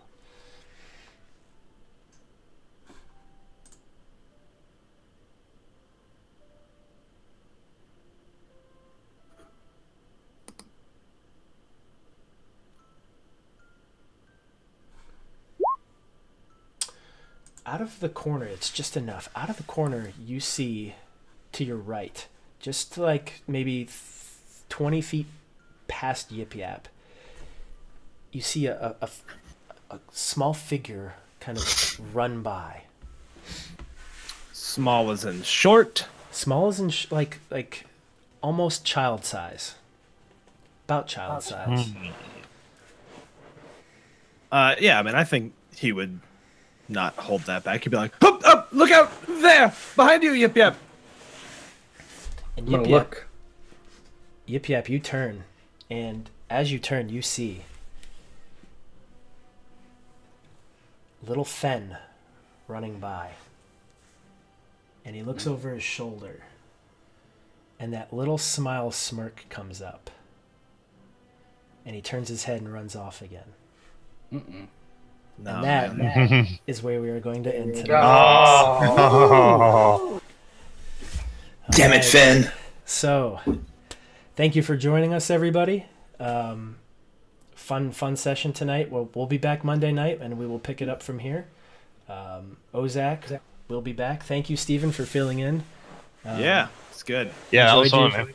Coming in here and fill in with Zerrick the excellent, Zerrick the mysterious, Zerrick the generous, Zerrick the available. Zerrick the available. Steve, shall we launch a raid? Yeah, I was just looking to see who was streaming right now. Where shall we go? Let's see real fast. Let's head over to... Do you see Ancient Red Dragon? Let me see here. Let me pull. They are streaming Waterdeep Dragon Heist, and I want to see where they're at in the story. So, if you've got that there, I do. I got it. Yeah, I got it right now. So let's launch that raid over to them. What should the raid cry be? What are we gonna say? Ooh, it didn't work. Ancient Red Dragon. Copy and paste it. Hold on. I missed something. There we go. The raid is active. All right. I don't know what should we call it? Zerrick